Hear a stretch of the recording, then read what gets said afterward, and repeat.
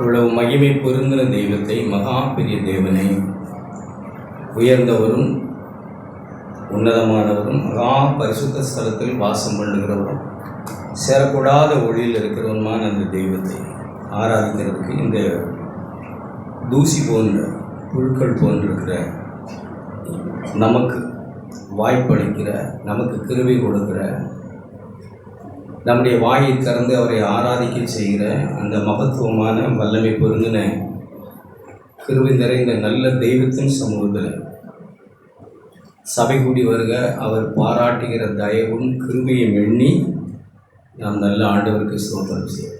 அவர் நல்லவர்.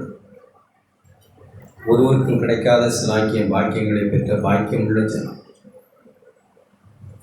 நான் வாசிக்கிற 33ஆம் சங்கீதம் ஒரு வார்த்தையை வாசித்துவிட்டு ஞாபகப்படுத்திவிட்டு நான்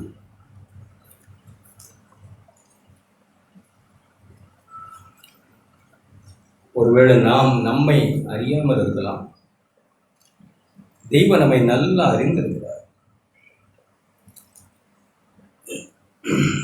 ஒருவேளை நமக்கு நம்மளை பற்றி நம்முடைய குறைகளும் நம்முடைய பலவீனங்களும் நம்மளை தெய்வத்தை அறியக்கூடாதபடிக்கும் நம்மளை ஆட்கொண்டவரும் நம்மளை ரட்சித்தவரும் நமக்காக தன் ஜீவனை கொடுத்தவருமான சர்வ வல்லமுள்ள தெய்வத்தை மீட்க ரட்சிக்க வல்லமுள்ள தெய்வத்தை குறித்த அந்த தெளிவு நமக்கு இல்லாமல் இருக்கிறோம். பரவாயில்ல. ஆனால் நம்மை மீட்க வந்த தெய்வம், நம்மை குறித்து முழுவதுமாய் அறிந்திருக்கிற தெய்வம் சர்வ வல்லமுள்ள தெய்வம். அவர் இந்த சங்கீதக்காரன் மூலமாய் 33ஆம் சங்கீதம் 12ஆம் வசனத்தில், ஒருவேளை நமக்கு அது தெரியாமல் இருந்தால் நான் தெரிவிச்சுக்கிறேன். கர்த்தரை தங்களுக்கு தெய்வமாக கொண்ட ஜாதி. சில நேரங்களில் நாம் தப்பாக தலைகீழ யோசிக்கிறோம். கர்த்தரை நாம் ஏதோ தெய்வமாய் ஏற்றுக்கொண்டு அவருக்கு சலுகை செய்தது போல, நாம் அவரை ஏற்றுக்கொள்ளாவிட்டால் அவர் பரிதவிக்கப்பட்டவராய் போயிடுவார் போல நான் அவரை ஏற்றுக்கொண்டேன் மாதிரி நினைக்கிறோம். அப்படி இல்லை. அவர் நம்மை ஏற்றுக்கொண்டு அவரை நமக்கு தெய்வமாக்கினார். அப்படிப்பட்ட ஜாதியும் அவர் தமக்கு சுதந்திரமாக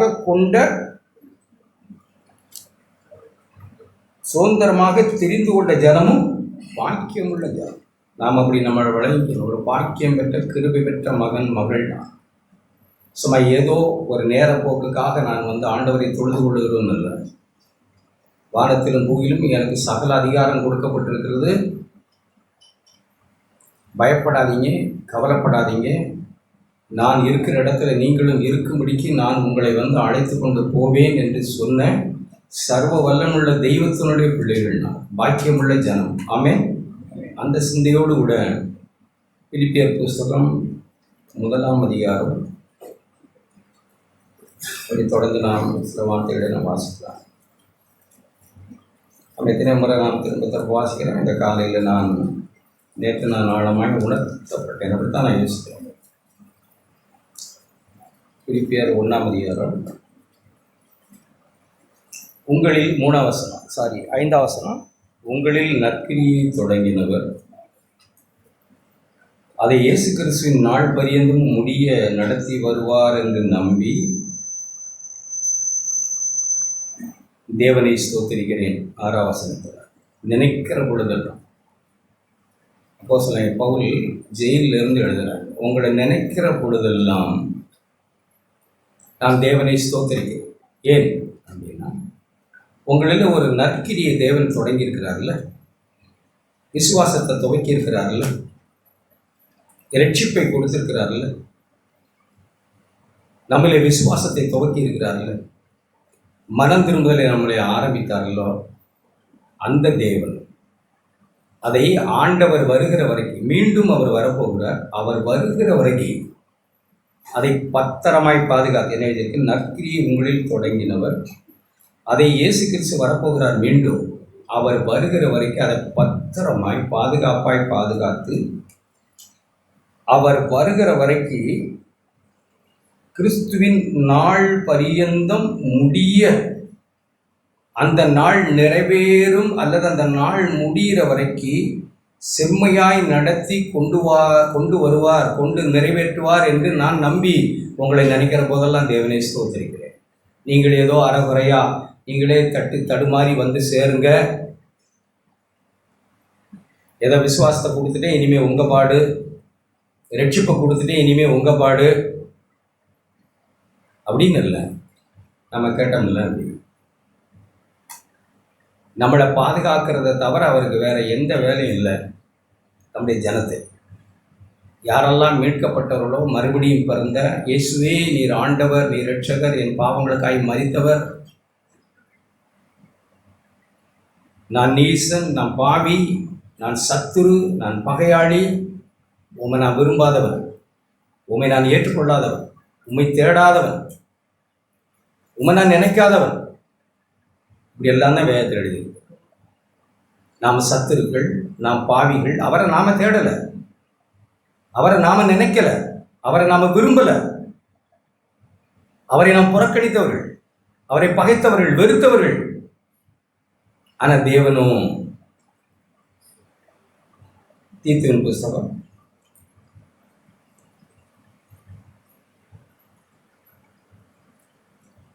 எபேசியர் புஸ்தகம்,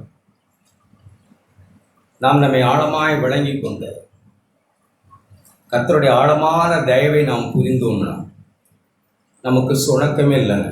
இந்த ஜெயமான வாழ்வு நம்முடைய இருதயத்திலும் நம்முடைய நாவலும் எப்பவும் இருக்கும். ரட்சிப்பின் வார்த்தைகளும் ரட்சிப்பின் சந்தோஷமும் நம்முடைய இருதயத்திலும் வாயிலும் இருக்கும். அப்படித்தான் ரோமர் 10ஆம் அதிகாரம் எழுதி என்ன சொல்றாங்க, எபேசியர் 2ஆம் அதிகாரம், இப்படி இருந்த நம்மை ஒரு காலத்தில், 2ஆம் அதிகாரம் 2ஆம் வசனம், ஒரு காலத்தில் இந்த உலக வழக்கத்தின்படியாக எப்படி பிள்ளைகள் கீழ்ப்படியாமைக்குள் போனார்களோ, அந்த கீழ்ப்படியாமின் பிள்ளைகளிடத்தில் இப்பொழுது கிரியை செய்கிற ஆகாயத்து அதிகார பிரபுவாகிய அந்த வானமண்டலத்தின் பொல்லாத ஆவிகளின் சேனை அவர்களை கீழ்ப்படியாமின் பிள்ளைகளை ஆக்குனது, தேவனுக்கு கீழ்ப்படிய முடியாமல் ஆக்குனது. அப்படித்தான் நீங்களும் இருந்தீங்க. அவர்களுக்குள்ளே நாமும், நம்ம எல்லாரும், 3ஆம் வசனம், முற்காலத்திலே நமது மாம்ச இச்சையின்படியே நடந்து ஒருத்தர் கூட நல்லவங்க இல்லை, நம்ம தவறாக விளங்கிக்கூடக்கூடாது. இந்த பூமியில் ஒரு மனுஷன் கூட நல்லவன், தேவனை தேடுகிறவன் இல்லை. இது அப்படியே வச்சுக்கிட்டு 14ஆம் சங்கீதத்தை எனக்கு எடுத்துங்க. 14ஆம் சங்கீதம் ஒரு வார்த்தையை நான் வாசிக்கிறேன், சில காரியங்களை நான் உறுதிப்படுத்துவதற்காக. 14ஆம் சங்கீதம். தேவன் இப்படிப்பட்ட கருணையும் இரக்கமும் தயவும் கொண்ட தேவன் அவர். 3ஆம் வசனம், 2ஆம் வசனம், தேவனை, 14ஆம் சங்கீதம், 2ஆம் வசனம், தேவனை தேடுகிற உணர்வுள்ளவன் உண்டோ என்று பார்க்க கர்த்தர் பரலோகத்திலிருந்து மனுபுத்திரரை கண்ணோக்கினார். அடுத்த வசனம், எல்லாரும் வழி விலகி ஏகமாய் கெட்டு போனார்கள், நன்மை செய்கிறவன் இல்லை, ஒருவனும் இல்லை. ஏதோ நான் நல்லவன், என்னுடைய நீதி, என்னுடைய பரிசுத்தம், ஏதோ நான் தேவனை தேடினேன், நான் ஜெபித்தேன், இந்த மாதிரி சிந்தைகள் தான் நம்முடைய ஆவிக்குரிய வாழ்க்கையை பாழாக்குகிறது. அப்படிப்பட்ட மக்களால் மட்டும்தான் தேவனுடைய தயவை ருசி பார்க்க முடியாமல் போயிடுது. இப்போ பார்த்தாலும் சுய நீதி, தாங்கள் ஏதோ தேவனை தேடினது போல இல்லை, அவர் தேடி வந்தான். அவர் தான் யாரும் போய் ஏறி கொண்டு வரலன்னு எழுதியிருக்க. இதெல்லாம் நீ சொல்லக்கூடாதுன்னு எழுதியிருக்க ரோமர் 10. நீ அவரை போய் இறக்கி கொண்டு வரல, பாதாளத்தில் போய் அவரை எழுப்பி கொண்டு போகல, இதெல்லாம் நீ சொல்லவே கூடாது. அவர் இறங்கி அவர் வந்தார், நம்ம தேடி, என்னை தேடி இயேசு வந்தார்னு பாடுறோம். அப்புறம் தலைகீழ நடக்கிறோம். நம்ம பாடுறது எப்படி, என்னை தேடி இயேசு வந்தார்ன்றோம். அப்புறம் நம்ம செயலெல்லாம் எப்படி இருக்குன்னா, நான் என்னவோ தேவனை தேடுனது போல யோசிக்கிறேன். நான் ஏதோ பக்திமானாய் நீதிமானாய் நான் இருந்தது போல, கர்த்தர் என்ற உண்மையை நீதியும் பார்த்து என்னை கண்டுபிடிச்சது போல. இல்லை இல்லை, அப்படியெல்லாம் ஒன்றும் இல்லை. எபேசியர் 2ஆம் அதிகாரம், தேவனை தேடுகிற உணர்வுள்ளவன் ஒருவனும் இல்லை. ரோமர் 3ஆம் அதிகாரத்தில் எழுதியிருக்கு, நல்லவன் ஒருவனும் இல்லை, நீதிமான் ஒருவனும் இல்லை, எல்லாரும் வழி தப்பி ஏகமாய் கெட்டு போனவர்கள் நாம். இலவசமாய் அவருடைய கிருபைன்னு தான் எழுதியிருக்காங்க. ரோமர்ல எப்படி எழுதியிருக்கு, இங்கே எழுதியிருக்கும் பாரு. அவர்களுக்குள்ளே நாம் எல்லாரும் முற்காலத்திலே நமது மாம்ச இச்சையின்படியே நடந்து நமது மாம்சமும் மனசும் விரும்பினடை செய்து சுபாவத்தினாலே மற்றவர்களைப் போல கோபாக்கினின் பிள்ளைகளாய் இருந்தோம். இப்படித்தான் நம்ம இருந்தோம். தேவனோ அப்படின்னு எழுதியிருக்கு. தேவனோ இரக்கத்தில் ஐஸ்வர்யம் உள்ளவராய் நம்மில் அன்பு கூர்ந்த தம்முடைய மிகுந்த அன்பினால, இதுல நான் எங்கதான் இருக்கேன்? நாம தேவன் கொடுக்கிற தயவை போக்கடிக்கிறதுக்கும் தேவனுடைய கிருபையை இழக்கிறதுக்கு காரணமே நாம் இந்த ஸ்தானத்தில் எங்கேயாவது போய் நிற்கிறதுனாலதான். நம்மில் அன்பு கூர்ந்த தம்முடைய மிகுந்த அன்பினாலேன்னு எழுதியிருக்கு. இதுல நான் எங்க இருக்கேன்? எங்கேயுமே நான் இல்லை. அடுத்து சொல்லுகிறார், அக்கிரமங்களில் மரித்தவர்களாய் இருந்த நம்மை கிறிஸ்துவுடனே கூட உயிர்ப்பித்தார். இதுக்கு எனக்கு என்ன சம்பந்தம்? நான் மரித்தவன், செத்து கிடந்தன் பாவத்தில், உணர்வற்றவன், வழிதப்பி திரிந்தவன். தேவனோ இரக்கத்தில் ஐஸ்வர்யம் உள்ளவராய் என்னில் அன்பு கூர்ந்த தம்முடைய மிகுந்த அன்பினால தேவன் தம்முடைய ஒரே பேரான குமாரனை எனக்காக அனுப்பினார். அவர் இறங்கி வந்தார், என்னை தேடி வந்தார். காணாமல் போன என்னை தேடி அவர் வந்தார். காணாமல் போன ஆட்டை போல அலைந்த என்னை தேடி அவர் கண்டுபிடித்து சந்தோஷப்படுத்தினார். என்னையும் அவரையும் கண்டுபிடிச்ச என் ஆட்டை அப்படின்னு அவர் சந்தோஷப்படுத்தினார். தீத்துவின் புஸ்தகம்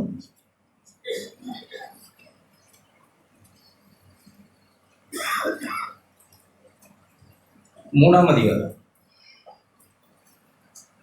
இதெல்லாம் நாம் ஏன் வாசிக்கிறேன்னா ஒரு சில காரியத்தை நாம் விளங்கிக் கொள்வதற்காகத்தான்.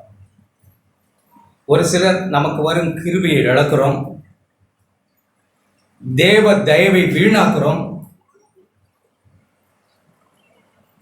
தேவன் எப்படிப்பட்ட கண்டிப்புள்ளவர்ங்கிறது நமக்கு புரியாமல் போகுது. எவ்வளவு தயவு நம்மேல் காண்பித்தார்னு நமக்கு தெரியாமல் போகுது. என்ன சொல்றாங்க அப்போஸ்தலர்? எல்லாத்துக்கும் நீங்க கீழ்ப்படிஞ்சிருக்கணும், ஒருவருக்கொருவர் கீழ்ப்படியணும். எல்லா வகையிலும் புருஷன், மனைவி, பிள்ளைகள், வேலை, எஜமான், எல்லா இடத்திலும் ஒரு துறைத்தனங்களுக்கு அதிகாரங்களுக்கு கீழ்ப்படிந்து அடங்கி சகலவித மரியாதையோடும் சகலவித கனத்தோடும் ஒருவருக்கொருவர் நாம் நல்ல காரியங்களை செய்து வாழணும். எப்பவும் ஆயத்தமா இருக்கணும். கனம் பண்ண வேண்டியவங்களை கனம் பண்ணணும், மதிக்க வேண்டியவங்களை மதிக்கணும். அது யாரா இருந்தாலும் சரி, அது அவிசுவாசியா இருந்தாலும் சரி. விசுவாசிகள் இல்லை அதிகாரிகள், அவிசுவாசிகள். நம்ம யாரை மதிக்கணுமோ, யாரை கனம் பண்ணணுமோ, யாருக்கு கீழ்ப்படியணுமோ நம்ம கீழ்ப்படிய தான் செய்யணும். ஏன் அப்படின்னா, ஒருவரையும் நம்ம தூஷிக்கக்கூடாது, அடுத்த வசனத்தில் சண்டை பண்ணக்கூடாது, பொறாமை உள்ளவர்களாய் பொறுமை உள்ளவர்களாய் எல்லா மனுஷருக்கும் சார்ந்த குணத்தை நாம் காண்பிக்கவும் நினைப்பூட்டும்படிக்க அப்போஸ்தலன் சொன்னார். நம்ம யார், ஏன் அப்படின்னு சொல்கிறோம். ஏன் இதெல்லாம் நம்ம காண்பிக்கணும்? அடுத்த வசனத்தில் ஏன் என்றால், ஏன் நம்ம இதெல்லாம் செய்யணும்? வீட்டில் தேவ தயவை அறிந்தவர்கள் வீட்டில் எப்படி நாம் நடந்து கொள்ளணும், வேலை ஸ்தலத்தில் எப்படி நடந்து கொள்ளணும், யாருக்கு கீழ்ப்படியணும், யாரை மதிக்கணும், தூஷிக்கக்கூடாது. இப்போ வருது, எலெக்ஷன் வருது இல்லை, யாரைத்தான் நம்ம யோசிக்கிறது? பி சைலண்ட், அமைதலாக இருக்கணும். கர்த்தர் யார் பக்கத்தில் இருக்காங்களோ அவங்க பக்கம் நம்ம பக்கம் நீங்கள் தெரியாது. நம்ம பேசாமல் வாயை மூடிக்கிட்டு நம்ம பேசாமல் இருக்கணும். அலப்பக்கூடாது, விமர்சிக்கக்கூடாது. விமர்சிக்கிறவங்கள கேளு, நாம் உட்காந்து விமர்சிக்க தேவையில்லை. நாம் அவங்களுடைய வாழ்க்கை அது இது ஒன்றும் தேவையில்லை, நமக்கு ஒன்றுமே தெரியாது. தேவன் மனுஷன் முகத்தை பார்க்குற தேவன் யாரை என்னென்னு அவருக்கு தெரியும். நம்ம ஆண்டவர் பக்கமாக இருக்கணும். இதெல்லாம் நாம் இருக்கணும். ஏன் அப்படின்னா, முற்காலத்திலே நாமும் புத்தி கெட்டவர்களாகவும் கீழ்ப்படியாதவர்களாகவும் வழிதப்பி நடக்கிறவர்களாகவும் பலவித இச்சைகளுக்கும் இன்பங்களுக்கும் அடிமைப்பட்டவர்களாகவும் துர்க்குணத்தோடும் பொறாமையோடும் வாழ்ந்து பகைக்கப்படத்தக்கவர்களும் ஒருவரை ஒருவர் பகைக்கிறவர்களாக இருந்தோம். நாம் என்ன நம்ம வாழ்க்கையில் நடந்தது? இப்படித்தானே நம்ம இருந்தோம். நம்ம வாழ்க்கையில் என்ன நடந்தது? அப்ப ஏன் இப்படிப்பட்ட வாழ்க்கையை கர்த்தர் நம்மிடத்தில் எதிர்பார்க்கிறாங்க? நம்ம வாழ்க்கைக்கு என்னதான் நடந்தது? அடுத்த வசனத்தை பாருங்க. நம்முடைய கர்த்தராகிய இயேசு கிறிஸ்து தயையும் மனுஷர் மேலுள்ள அன்பும் பிரசன்னமானது. ஏன் இப்படியெல்லாம் நடக்கும்படிக்கு தேவன் நம்மோடு பேசுறார் அப்படின்னா, தேவனுடைய அன்பும் தயவும் நமக்கு பிரசன்னமானது. தேவனுடைய தயவு நமக்கு வெளிப்பட்டது. தேவனுடைய பிரசன்னம், அவரை புரிந்து அவரை பார்த்தோம். நாம் கிறிஸ்துவிலே தெய்வத்தை இயேசுவிலே நாம் பார்த்தோம். பிரசன்னமானது. அதனால நாம் இப்படியெல்லாம் நடக்கணும். அடுத்த வசனம், நாம் செய்த நீதியின் கிரியை நிமித்தம் அவர் நம்மை ரட்சிக்கல. நாம் செய்த நீதி நிமித்தம் நாம பைபிள் படிச்சு ஜெபம் பண்ணி முழங்காலியே நின்று, ஒரு சிலருக்கு இருக்கிற கிறுக்கு அது. நான் ஜெபிக்கிறத தப்பு சொல்லல, ஆனா நமக்கு கிறுக்கு மண்டைக்கு போகக்கூடாது. இங்க அழகா எழுதியிருக்கு, நாம் செய்த எந்த நீதியின் கிரியை நிமித்தம் அவர் நம்மை ரட்சிக்கல. அது அவர் தயவு, அவருடைய அன்பு தான் நம்மளை ரட்சித்தது. நாம் எந்த நீதியின் கிரியும் செய்யல. இப்படி ஏதோ நான் ஒண்ணு செய்யன்னு நினைச்சுக்கிட்டு இருக்கவங்க மட்டும்தான் தேவனுக்கு எதிரிகள், போராடுகிறவர்கள், மல்லுக்கட்டுறவர்கள் தேவனோடு. தேவனை முதல்ல நான் வைக்க மாட்டேன் நான் அப்படின்னு இருக்கிறவர்கள். ஆனா தேவனுடைய பிள்ளைகள் அப்படி இல்லைங்க. முற்காலத்தில் நான் எப்படி இருந்தவன், தேவனுடைய தயவும் அவருடைய அன்பும் என்னதுல பிரசன்னமானது. நான் செய்த நீதியின் கிரியை நிமித்தம் அவர் என்னை ரட்சிக்கல. என்ன எழுதியிருக்கு? ரட்சியாமல் தமது யாருடைய இரக்கத்தின்படி? யாருடைய இரக்கத்தின்படி? அவருடைய இரக்கத்தின்படி மறுஜென்மம் முழுக்கினாலே பரிசுத்த ஆவியினுடைய புதிதாக்குதனாலே என்னை தேவன் ரட்சித்தார். இது என்னால் உண்டானதல்ல, தேவனுடைய ஈவு. தமது கிருபையினாலே நீதிமான்களாக்கப்பட்டு. நான் எப்படி நீதிமானாக்கப்பட்டேன்? நீதி செய்து நீதி செய்து நீதி செய்து நீதி செய்து நீதிமானாக மாறிட்டேன். சகல குழப்பங்களும் நம்முடைய வாழ்க்கையில் உண்டாகிறதுக்கு அது ஒரு காரணம். நீதி செய்து நீதி செய்து நீதி செய்து நீதிமான ஆனேன்னு நினைச்சு எல்லாரையும் பார்த்து துப்பி அல்லது ஏதோ ஒன்று நடத்தி நம்முடைய இருதயத்தில் உண்டாக்கி கொண்டு தேவ தயவை அசட்டை பண்ணிவிட்டு விடுவோம். தேவனுடைய இரக்கத்தை நாம் பெறாமல் போய்விடுகிறோம். இல்லை, இங்கே அப்படி அருமையாக எழுதியிருக்கு, தமது கிருபையினாலே நாம் நீதிமான்களாக்கப்பட்டு. யாருடைய கிருபையினால நீதிமானாக்கப்பட்டோம்? அப்படித்தான் ரோமர் 5:1 எழுதியிருக்கு. நம்ம எப்படி நீதிமானோமானோம்? நம்ம நீதி செஞ்சு நீதி செய்யலாம். நீதிமானான பிறகு, ரட்சிக்கப்பட்ட பிறகு நம்ம நீதி செய்வோம். செய்யத்தான் வேணும், செய்யத்தான் அழைக்கப்பட்டோம், செய்யத்தான் நம்மை பழக்குவார், ஜெபிக்கத்தான் பழக்குவார், கொடுக்கத்தான் பழக்குவார், அன்பு செலுத்தத்தான் பழக்குவார், இறக்கப்படத்தான் பழக்குவார், நன்மை செய்யத்தான் பழக்குவார். அதுதான் ரட்சிக்கப்பட்டதுக்கு அடையாளம். ஒருத்தர் ரட்சிக்கப்பட்டவர் நற்கிரியை செய்யலைன்னா அவர் ரட்சிக்கப்படலைன்னு அர்த்தம். இங்கே இதுலேயே தான் அப்படி சொல்லுகிறார் அவர்.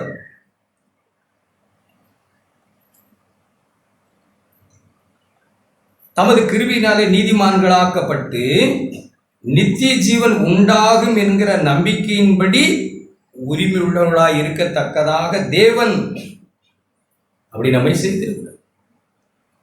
நம்ம மேல அவ்வளவு தயவு வச்சிருக்கார். நம்ம ஒரு விஷயத்தை அப்படி ஆழமாய் விளங்கிக்கணும்.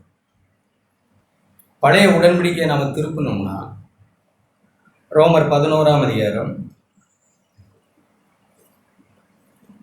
நானும் நீங்களும் விஷயத்தை நல்லா புரிஞ்சுக்கிட்டோம்னா நம்முடைய வாழ்க்கையில் இந்த பரிசுத்தமாகுதலும் தெய்வ பயமும் பக்தியும் அசட்டை செய்யாமல் இருக்கிறதும், தேவ கிருபையும் தேவ தயவையும் அசட்டை செய்யாமல் இருக்கிறதும், இந்த சுய நீதியில ஏறி உட்கார்ந்து கொண்டு நுனி மரத்தில் உட்கார்ந்து அடிமரத்தை வெட்டாமல் இருக்கிறதும், இதெல்லாம் நம்மால நல்லபடியாய் இருந்து கொண்டு சந்தோஷமாய் வாழ முடியும். 11ஆம் அதிகாரம் ஒரு விஷயத்தை நமக்கு தெரியணும், எல்லாருக்கும் தெரிஞ்ச விஷயம். தேவன் உடன்படிக்கை பண்ணின மக்கள் 70 பேராய் எகிப்துக்கு போனவர்கள். எகிப்துக்கு போனது எதுக்காக போனாங்க? யாக்கோபின் சந்ததி 12 பிள்ளைகளும் ஒரு பிள்ளை எகிப்தில் இருந்துட்டான். பேர்னா பாக்கி எல்லாரும் எகிப்துக்கு போனாங்களே என்னத்துக்காக? சாப்பாட்டுக்காக. சோறு இல்லை, பஞ்சம் பிழைக்க அங்கே போய் அடிமையிலானது. அவருடைய இக்கட்டை கர்த்தர் பார்த்தார். ஆபிரகாமோடும் யாக்கோவோடும் ஈசாக்கோடும் யாக்கோவோடும் செய்த உடன்படிக்கையை நினைத்தார். அவருடைய மோசை அனுப்பி ரட்சித்தார். வந்த ஜனம் வந்துச்சா? அங்கே இருந்து வந்த ஜனம் எப்படி கிடந்து சீர்விட்டு கிடந்து பஞ்சத்திலும் பசியிலும், பார்வோன், பிசாசு, எகிப்து பாவம், சித்திரவதையும் சின்னாபனமாய அப்படியெல்லாம் உணர்றது இல்லைங்க. ஒரு சிலர், குறிப்பாக சின்ன பிள்ளைகள் அப்படி உணர்றது இல்லைன்னு நினைக்கிறேன். அவர்களுக்கு அந்த பாவத்தை குறித்தால் ஒரு சென்ஸ் இல்லை. சபையில் உட்காந்துருக்கிற ஒரு சிலருக்கு பாவத்தை குறித்த ஒரு பெரிய உணர்வெல்லாம் இல்லை. அவர்கள்லாம் என்ன செஞ்சாலும் தொடச்சிட்டு சிரிச்சுக்கிட்டு தமாஷா இருக்கிறவர்கள். உபசாரம்னாலும் அதை பற்றி பெருசு இல்லை, என்னன்னாலும் பெருசு இல்லை. அதெல்லாம் பெரிய விஷயமாய் பாதிப்பை உண்டு பண்ணலை. நான் பார்க்குறேன் சிலரை, அவர்களுக்கு இருக்கிற தம்மாசும் சிரிப்பும். எப்படி சிரிக்க முடியும்? ஏன்னா நமக்கு ஒரு உணர்வு இல்லை. இதெல்லாம் தேவன் மன்னிச்சுட்டு தூக்கி போட்டார் மாதிரி எடுத்துக்கிறோம். சொந்த சரீரத்துக்கே விரோதமாய் நாம் செய்கிறோம். ஒரு துக்கமும் துயரமும் இல்லாமல் தமாஸ் பண்ணிக்கிட்டு சிரிச்சுக்கிட்டு எப்படி இருக்க முடியும்? ஏன் அப்படின்னா, நாம் விழுந்தவரிடத்திலிருந்து ஒன்றை கற்றுக்கொள்ளலாம். இந்த வந்த ஜனம், எகிப்துக்கு அழைச்சிட்டு வந்த ஜனம் முரட்டாட்டம் பண்ணி 23,000 24,000 பேரும் வழியில் செத்துது. 70 பேராகி போனது. எத்தனை ஆனது? புருஷர்கள்னு சொல்லி 6 லட்சம்னு எழுதியிருக்கு. எல்லாம் சேர்த்தா 15 லட்சம் 20 லட்சம் கூட வச்சுங்க. 1000 செத்தது வனாந்தரத்துல. கீழ்ப்படியாமையில முரட்டாட்டம் பண்ணி, இச்சித்து, உபசாரம் செய்து, வேசித்தனம் பண்ணி, அந்நிய புருஷரோடு அந்நிய ஸ்திரீகளை விவாதம் செய்து தேவனுடைய கற்பனை மீறி அழிக்கப்பட்டார்கள். ஒரு வாதை கடுமையா இருந்தது. வாதை நிக்கல. அப்போ ஒரு வாலிப பையன், அவன் யாரு? பினேகாஸ். என்ன, அவன் 25 நினைக்கிறேன். ஈட்டி எடுத்துக்கிட்டு போய் விபசாரத்தில் ஈடுபட்டு இருக்கிற அந்த ஆணையும் பெண்ணையும் ஒரே குத்தா குத்தி தரை வரைக்கும் ஈட்டி போக குத்தி 2 பேரையும் கொண்டான். வைராக்கியமை வாதை நின்றது. அவ்வளவாய் தேவன் பாவத்தை கடுமையா எதிர்க்கிறார். விக்கிரக ஆராதனை, விபசாரத்தை, இந்த உலக சிநேகத்தை யாக்கோபோடு தான் சொல்கிறார். இந்த உலக சிநேகம், உபசாரிகளே, உலக சிநேகம் தேவனுக்கு விரோதமான பகைன்னு அறிவீங்களா? அது பகை. தேவன் பகைக்கிறது. பண ஆசை, பாலி இச்சை, இந்த உலகத்தின் மேல அவன் மனுஷர்கள் 4 பேரை போல இருக்கணும் நாட்டம். இதை விட்டு அந்தாண்ட போனோம்னா வேற ரூபம். தேவன் பகைக்கிறாருன்னு நம்ம விளங்கிறோம். இங்க எப்படி இருக்கிறோமோ அப்படிதான் வெளியே இருக்கணும். அதான் தேவன் அழைச்சிருக்காரு. இங்க எப்படி பயபக்தியா இருக்கிறோம் அதே போலதான் வெளியும் பயபக்தியா இருக்கணும் தான் நினைக்கிறாங்க. இதை விட்டுட்டு வீட்டுக்கு போனோம்னா நம்ம என்ன மேட்னி ஷோவா? சபை முடிஞ்சு போன பிறகு என்ன நடக்கும்? நான் பார்த்தா தான் சொல்றேன். சில குடும்பங்கள்ல நான் போய் உட்காந்துருக்கேன், படம் ஓடுது, மத்தியானத்து பிறகு பார்ப்போன்றாங்க. நம்மகிட்ட இல்லை அது நடக்குது. ஒரு என்டர்டெயின்மெண்ட் தான். இயேசுவிலே இல்லாத சந்தோஷமா? இயேசுவிலே இல்லாத இளைப்பாறுதலா? கிறிஸ்துவிலே இல்லாத ஆனந்தமா? ஒரு என்டர்டெயின்மெண்ட் தேவைப்படலாம். என்ன செய்யலாம்னு நீங்க முடிவு பண்ணு. கிரிக்கெட் பார்க்க சொன்னாரு அப்படின்னு வரக்கூடாதுல்ல. அதை முடிவு பண்றது நாம. ஏன்னா வேதம் அப்படித்தான் எழுதியிருக்கு. மறுபடியும் பிறந்த ஒரு பிள்ளை தேவனுடைய பிள்ளை. எப்படி எழுதியிருக்கு? 1 Corinthians 6 நினைக்கிறேன். எல்லாவற்றையும் அனுபவிக்க எனக்கு அதிகாரம் கொடுத்துருக்காங்க ஆண்டவர். இது பக்தி விருத்தி எனக்கு தருமா? என் பிள்ளைகளுக்கு தருமா? என் மனைவிக்கு தருமா? என் புருஷனுக்கு தருமா? என் சபைக்கு தருமா? அப்படின்னு சிந்திக்கிறோம். எல்லாம் பக்தி விருத்தியை உண்டாக்க, எல்லாவற்றையும் அனுபவிக்க எனக்கு அதிகாரம் உண்டு. ஒன்றுக்கும் நான் அடிமைப்பட மாட்டேன். 10ஆம் அதிகாரத்தில் நான் அடிமைப்படக்கூடாது. ஆண்டவரே எனக்கு உதவி செய்யுங்க. அப்படி இருக்கக்கூடாது. ஏன்னா இந்த ஜனம் வந்து, எகிப்திலிருந்து வந்த ஜனம் சுற்றி சொல்லுவாங்க, வேத பண்டிதர்கள் அல்ல வேத ஞானிகள் என்ன சொல்கிறாங்க, ஒரு சில 3 வருஷம் வச்சுக்கோ, ஏதோ தெரில, ஒரு சில வருடங்களுக்குள்ளே அவர்கள் கானானுக்குள்ளே போயிருக்கணும். போயிருக்க முடியும். எத்தனை ஆண்டு காலம் சுத்தினாங்க? 40 years, 40 ஆண்டு காலம். ஏன்? சந்தேகம், முறுமுறுப்பு, கீழ்ப்படியாமை, எதிர்ப்பு, அவிசுவாசம் சுத்தி சுத்தி சுத்தி சுத்தி சுத்தி இருக்கு. நம்மளும் அப்படி இருக்க முடியும். சபைக்கு வந்தோம், இன்னும் மனசுல ஒரு சமாதானமே இல்லை. நான் சொல்றது சமாதானம்ங்கிறது அதுதான் ஆனா அவன பாடம். அதுவே இல்லைன்னா நாம் அந்த சொன்னப்போ கேட்டோம்ல, கேட்டது நோவா பேழை. நோவா பேழைக்குள்ள பிரவேசித்தவங்க யாரு? பேழை கிறிஸ்து. அப்படி வச்சுங்க, நானே வாசல், ஒருவன் என் வழியாய் அந்த வாசல் வழியாய் போனான். இவன் எப்படி போகிறான் பாருங்க. ஒரு மனுஷன் ஆண்டவர் சொன்ன, வருத்தப்பட்டு பாரம் சுமக்கிறவர்களே நீங்கள் எல்லாரும் என்னிடத்தில் வாங்க, நான் உங்களுக்கு. அதுதானே அதுதானே ஆனா.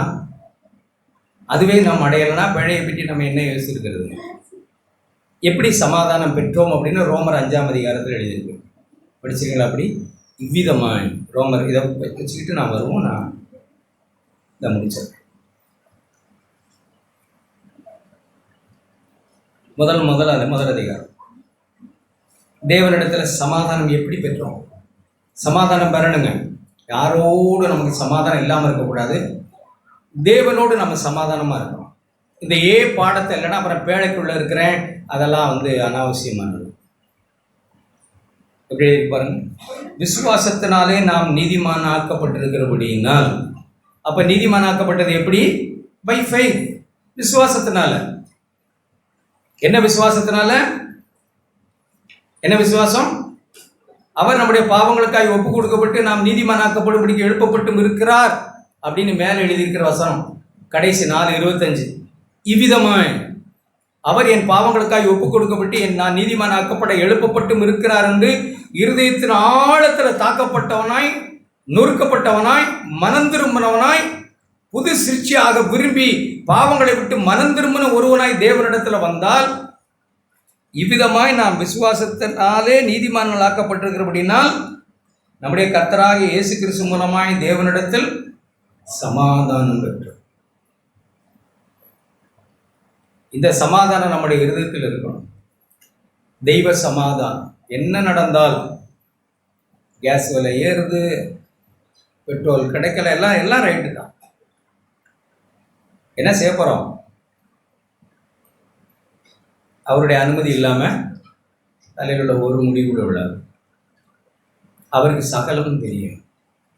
எல்லாரும் பரபரப்பாக இருக்கலாம், எல்லாரும் ஓட்டமும் நடையுமா பரபரப்பாக இருதயத்தில் கொந்தளிச்சுக்கிட்டு கூட இருக்கலாம். நாம தேவனிடத்தில் சமாதானம் பெற்றவர்கள். அவர் அறியாமல் ஒன்றும் நடக்காது. அது எப்போ நிறுத்தணும், எப்போ ஆரம்பிக்கணும், எப்போ நிறுத்தணும் எல்லாம் அவருக்கு தெரியும். தேவனே உங்கள் சித்தம் பரமண்டலங்களில் செய்யப்படுவது போல உண்மையிலே செய்யப்படும். ஜெபித்து போற நிறுத்திட முடியுமா? நான் ஜெபிக்க வேண்டாம்னு சொல்லலை, என்னமோ நான் ஜெபிச்சு போற நிறுத்திடுற மாதிரியும். தேவசித்தம் எதுவோ அதுக்கு வணங்கி போறது தான் கர்த்தருடைய பிள்ளையினுடைய அழைப்பு. தேவசித்தம் என்னவோ அதுக்கு தலை வணங்கி போகிறது தான் விசுவாசம். தேவசித்தம் என்ன தெரியாது, எனக்கு தெரியாதுன்னு தலை வணங்கி போகிறது தான் விசுவாசம். எப்போ முடியும்? சொல்லுங்க. அப்புறம் அதுக்காக மல்லு கட்டிக்கிட்டு கிடக்கிறது அவிசுவாசம். இதெல்லாம் சுயநீதி. இப்படி நாம் சமாதானத்தை பெறணுங்க. இந்த சமாதானம் இதுதான் வாசல். இப்படி வாசல் வழியாக யாரா இருந்தாலும், பிள்ளைகள், வாலிபர்கள் எல்லாரும் தேவனிடத்துல சமாதானம் பற்றி என் பாவம் மன்னிக்கப்பட்டது, நான் நீதிமான், நான் அவருடைய பிள்ளை, எனக்கும் தேவனுக்கும் நடுவில் இருந்த சத்துருவாய் இருந்த பகை உடைக்கப்பட்டது, நொறுக்கப்பட்டது, சிலுவையில் தகர்க்கப்பட்டது. நானும் இப்ப தேவனும் சமாதானமாக இருக்கிறோம். அவர் என் தேவன், என் தகப்பன், எங்க அப்பா. சத்துருவாய் இருந்தே தான், ஆனா நான் இப்ப அவருக்கு பிள்ளையாயிருக்கேன், சமாதானமாக இருக்கிறேன். அப்படிப்பட்ட ஒரு நல்ல இளைப்பாறுதல் நமக்கு வரணும். அதுக்கு பிறகு படிப்படியாக மற்ற காரியங்கள் நடக்கலாம். 11ஆம் அதிகாரம். இப்படி இந்த ஜனங்கள் இல்லாததுனால எத்தனையோ சிரமங்களுக்குள்ள போனாங்க இந்த ஜனங்கள். 40 ஆண்டு காலம் சுத்தி நடந்தது. அவிசுவாசத்தினால, கீழ்ப்படியாமையினால திரும்ப திரும்ப திரும்ப குடும்பத்துல பிரச்சனையும் சந்தேகமும் பயமும் வந்துகிட்டே இருக்கா, பதஷ்டமும். நாம இதை போய் சேர்கிறது ரொம்ப நாளாகும். சேருவோமாங்கிறது கஷ்டம். ஏன்னா அவிசுவாசமும் பயமும் முரட்டாட்டமும் கீழ்ப்படியாமையும் பல பல பல இச்சைகளும் நம்மை கானானை சென்று இளைப்பாறுதலை சென்று அடைய விடாது. இளைப்பாறுங்கிறது ஒரு பெருசு, அது ஒரு புள்ளி, அது ஒரு பெரிய காரியமானது. நதி போல முதல்ல ஆரம்பம் ஒரு சின்ன டிராப் மாதிரி, நதி போல சமாதானத்துக்கு கூட நம்ம போக வந்திருக்கிறோம். ஆனால் அது முதல்ல ஒரு துளி போல நம்முடைய வாழ்க்கையில் ஆரம்பிக்கணும். ஆரம்பிக்கலைன்னா நாம் பேழை, அங்கே பாதுகாப்பாக இருக்கிறோம், இங்கே பாதுகாப்பாக இருக்கிறோம் என்று சொல்வதில் அர்த்தம் இல்லை. முதல்ல நாம் தேவனோடு சமாதானம் பெற்றவர்களா? இந்த ஜனங்கள் தேவனோடு சமாதானம் பெற்ற ஜனம், இரக்கம் பெற்ற ஜனம், தயவு பெற்ற ஜனம் அழைத்து கொண்டுகிட்டு வந்தாங்க. 40 ஆண்டு காலம் முரட்டாட்டம் பண்ணி, 1 Corinthians 10 வீட்டில் போய் வாசித்து பாருங்கள். விபசாரம் செய்து வேசித்தனம் பண்ணி கீழ்ப்படியாமல் இருந்து பரீட்சை பார்த்து பல்லாயிரம் செத்தது. அவரிடத்தில் அநேகமான பேரிடத்தில் தேவன் பிரியமாக இருந்ததில்லை. என்ன சொல்றான்னு பாரு. அப்போ ஆகையால் 22 வசனம் 11-22 அந்த ஜனங்களை பற்றி தான் முன்னையெல்லாம் எழுதியிருக்கு. வீட்டில் போய் வாசி. ஆகையால் தேவனுடைய தயவையும் கண்டிப்பையும் பார். சகோதர சகோதரிகளே, தேவனுடைய தயவு நம்மேல் உதிச்ச நீதியின் சூரியனை பார். நம்மேல் இரக்கமாய் வந்து நம்மளை பாவத்தின் அடிமைத்தனத்திலிருந்து விடுதலையாக்கிற தெய்வத்தை பார். நீ நம்மை ரட்சித்த தெய்வத்தை பார். நீ நம்மேல வைத்த தயவை பார். என்ன எழுதியிருக்கு? தேவனுடைய தயவையும் கண்டிப்பையும் பார், ரெண்டையும் பார். அது எப்படி சொல்ற? விழுந்தவர்களிடத்திலே யார் விழுந்தா? இஸ்ரவேல் ஜனம். கீழ்ப்படியாமை, முரட்டாட்டம், இச்சை. இந்த பக்கம் கர்த்தர், அப்புறம் அந்த பக்கம் வேற ஒண்ணு. கர்த்தரையே சேவிப்போம், அப்புறத்தை வேற ஒண்ணை சேவிக்க போறது. வாய் வந்து கர்த்தரை சேவிப்போம், நம்மளும் அப்படி இருக்க முடியும். சபைக்கு வந்தா கர்த்தருக்கு பயப்பட, வீட்டுக்கு போனா வேறு மாதிரி. நாங்கள் கர்த்தருக்கு பயப்படுவோம், விக்கிரகத்தையும் சேவிப்போம். ஜனங்கள் அப்படி இருந்தாங்க. யோசுவா புத்தகத்தெல்லாம் வாசித்தா நாங்கள் ஆண்டவருக்கு பயப்படுவோம்னு சொன்னாங்க. அப்புறம் பார்த்து வேற ஒரு வழி போனாங்க. இங்கே வந்தால் ஒரு மாதிரி, வீட்டுக்கு போனால் ஒரு மாதிரி, வேலை ஸ்தலம் ஒரு மாதிரி, குடும்பம் ஒரு மாதிரி, பிள்ளைகள் வளர்ப்பு ஒரு மாதிரி, இந்த உலகத்தை தேடுகிறது ஒரு மாதிரி, அப்புறம் இங்கே வந்தால் நாம் ஒரு மாதிரி. இப்படி ஜனம் விழுந்து போனது. விழுந்த ஜனத்தினிடத்தில் அவர் நடத்துகிற கண்டிப்பை பார். தவிடுபடி ஆகிட்டாங்க. அப்படி முரட்டாட்டம் பண்ணின ஜனங்களிடத்தில் ஒருபோதும் அவர் இறக்கத்தை காட்டினதே இல்லை. ஆயிரமாய் செத்தது வனாந்தரத்துல. பிள்ளைகள் பதைத்தார்கள், பயந்தார்கள். இந்த பெற்றோரை போல இருக்கக்கூடாதுன்னு தீர்மானித்தார்கள். கோராகு மோசேயோட எதிர்த்து நின்று பயங்கரமாய் போராடினான். கோராகின் புத்திரர் பிரிஞ்சார்கள். இந்த தாயின் தகப்பனை நாம பின்பற்றினா நாமும் பூமி பிளந்து அழிவோம், மோசையின் பக்கத்தில் நிற்போம் என்று மோசை பக்கத்தில் வந்து நின்றார்கள். அவர்கள் சங்கீதம் எழுதினாங்க. கோராகின் புத்திரர் பார்த்தார்கள் கர்த்தருடைய தண்டனையை. பூமி பிளந்து ஆயிரங்களை அப்படியே வாங்கி போட்டுடுது. முரட்டாட்டமும் கீழ்ப்படியாமல் உள்ள ஜனத்தை கண்டிப்பை பார். என்ன சொல்றார்? உன்னிடத்திலே தயவை காண்பித்தார். இல்லையா? நம்மிடத்திலோ தயவை காண்பித்தார். ஆமென். எவ்வளவு பெரிய ஆண்டவர்! இவ்வளவு கண்டிப்பை காண்பித்த வனாந்தரத்தில் எகிப்து ஜனத்துக்கு இஸ்ரவேல் ஜனத்துக்கு காண்பித்தார். ஒரு துளி ஆண்டவர் பின்வாங்கல. மோசே போய் கெஞ்சினார். ஆண்டவரே, நீங்க அழிச்சிருன்னு சொன்னாங்க. அழிச்சிருன்னு சொன்னாங்க. ஆண்டவரே, நீங்க இப்படி அழைச்சிக்கிட்டு வந்தீங்களே, நீங்க அங்க கொண்டு போய் நீங்க சொல்ற தேசத்துல கொண்டு போய் சேர்க்கலனா புறஜாதிகள் அழைத்து கொண்டு வந்து அவர் சொன்ன தேசத்துக்கு கொண்டு போய் சேர்க்க முடியாமல் போய்விட்டார் என்று உங்களை நீங்க முடியாதவர்னு உங்களை பற்றி தூஷிப்பார்களே. தேவனே இரக்கமாயிரும் ஜெபம் பண்ணார். தூஷிப்பார்களே புறஜாதிகள். போய் மோசை மண்டிட்டு அழுதார், புலம்பினார். சரி போ, இரக்கம் பாராட்டினார், தயவு காண்பித்துக்கிட்டே இருந்தார். அந்த ஜனம் அப்படியே இருந்தது. ஒரு நாள் மாதிரி ஒரு நாள் இல்லை. ராத்திரி ஒரு மாதிரி, காலையில் ஒரு மாதிரி. ராத்திரி ஒரு மாதிரி, ஒரு காலையில் ஒருத்தர் நினைக்கிறோம், காலையில் ஒரு மாதிரி எழுந்து ஒரு மாதிரி நினச்சிட்டு இருக்கிறோம். முகமே ஒரு மாதிரி இருக்கு. இங்கே யாரோ நமக்கு எதிரியா இருக்கிறது போலே இருந்துட்டு இருக்கோம். நமக்கு தெளிவில்லை, சத்தியத்தை குறித்த தெளிவில்லை. சத்தியத்தை சொன்னால் நம்ம எதிரி மாதிரி பார்த்துக்கிட்டு முறுமுறுன்னு இருந்துட்டு இருக்கோம். காலையில் நல்லா படுக்கிறோம், காலையில் எழுந்த உடனே ஒரு ஆவி வருது. அப்புறம் பகல் முழுவதும் ஒரு ஆவி இருக்கு, அப்புறம் ராத்திரி எழுந்த போது வேற ஒன்று வருது. என்னது இதெல்லாம்? ஒரு நாள் கூட இவங்க சுபிக்ஷமா இருந்தது இல்லை. யோசிச்சு பாருங்க, நான் எப்படி இருக்கேன் ஒவ்வொரு நாளும். என்னிடத்துல எப்படி இருக்கு? என்னிடத்துல தயவை காண்பித்தார், அந்த தயவிலே நிலைச்சிருக்கும். இதுக்கு நான் பார்த்தேன் நல்ல ஆண்டவரே, இதுக்கு எவ்வளவேன்னு நான் பார்த்தேன். உங்களுடைய பிள்ளைன்னு சொல்றதுக்கு நான் பார்த்தேன் நல்ல. லூக்கா 15ஆம் அதிகாரம். இப்படி ஒரு சிந்தை எனக்கும் உங்களுக்கும் வேணும், ஆழமாய் வேணும் தான் நான் நினைக்கிறேன். நம்ம இதை தற்காத்துக் கொள்ளும். உண்மையாவே நான் தயவிலே நிலைத்திருந்தார். லூக்கா 15ஆம் அதிகாரம்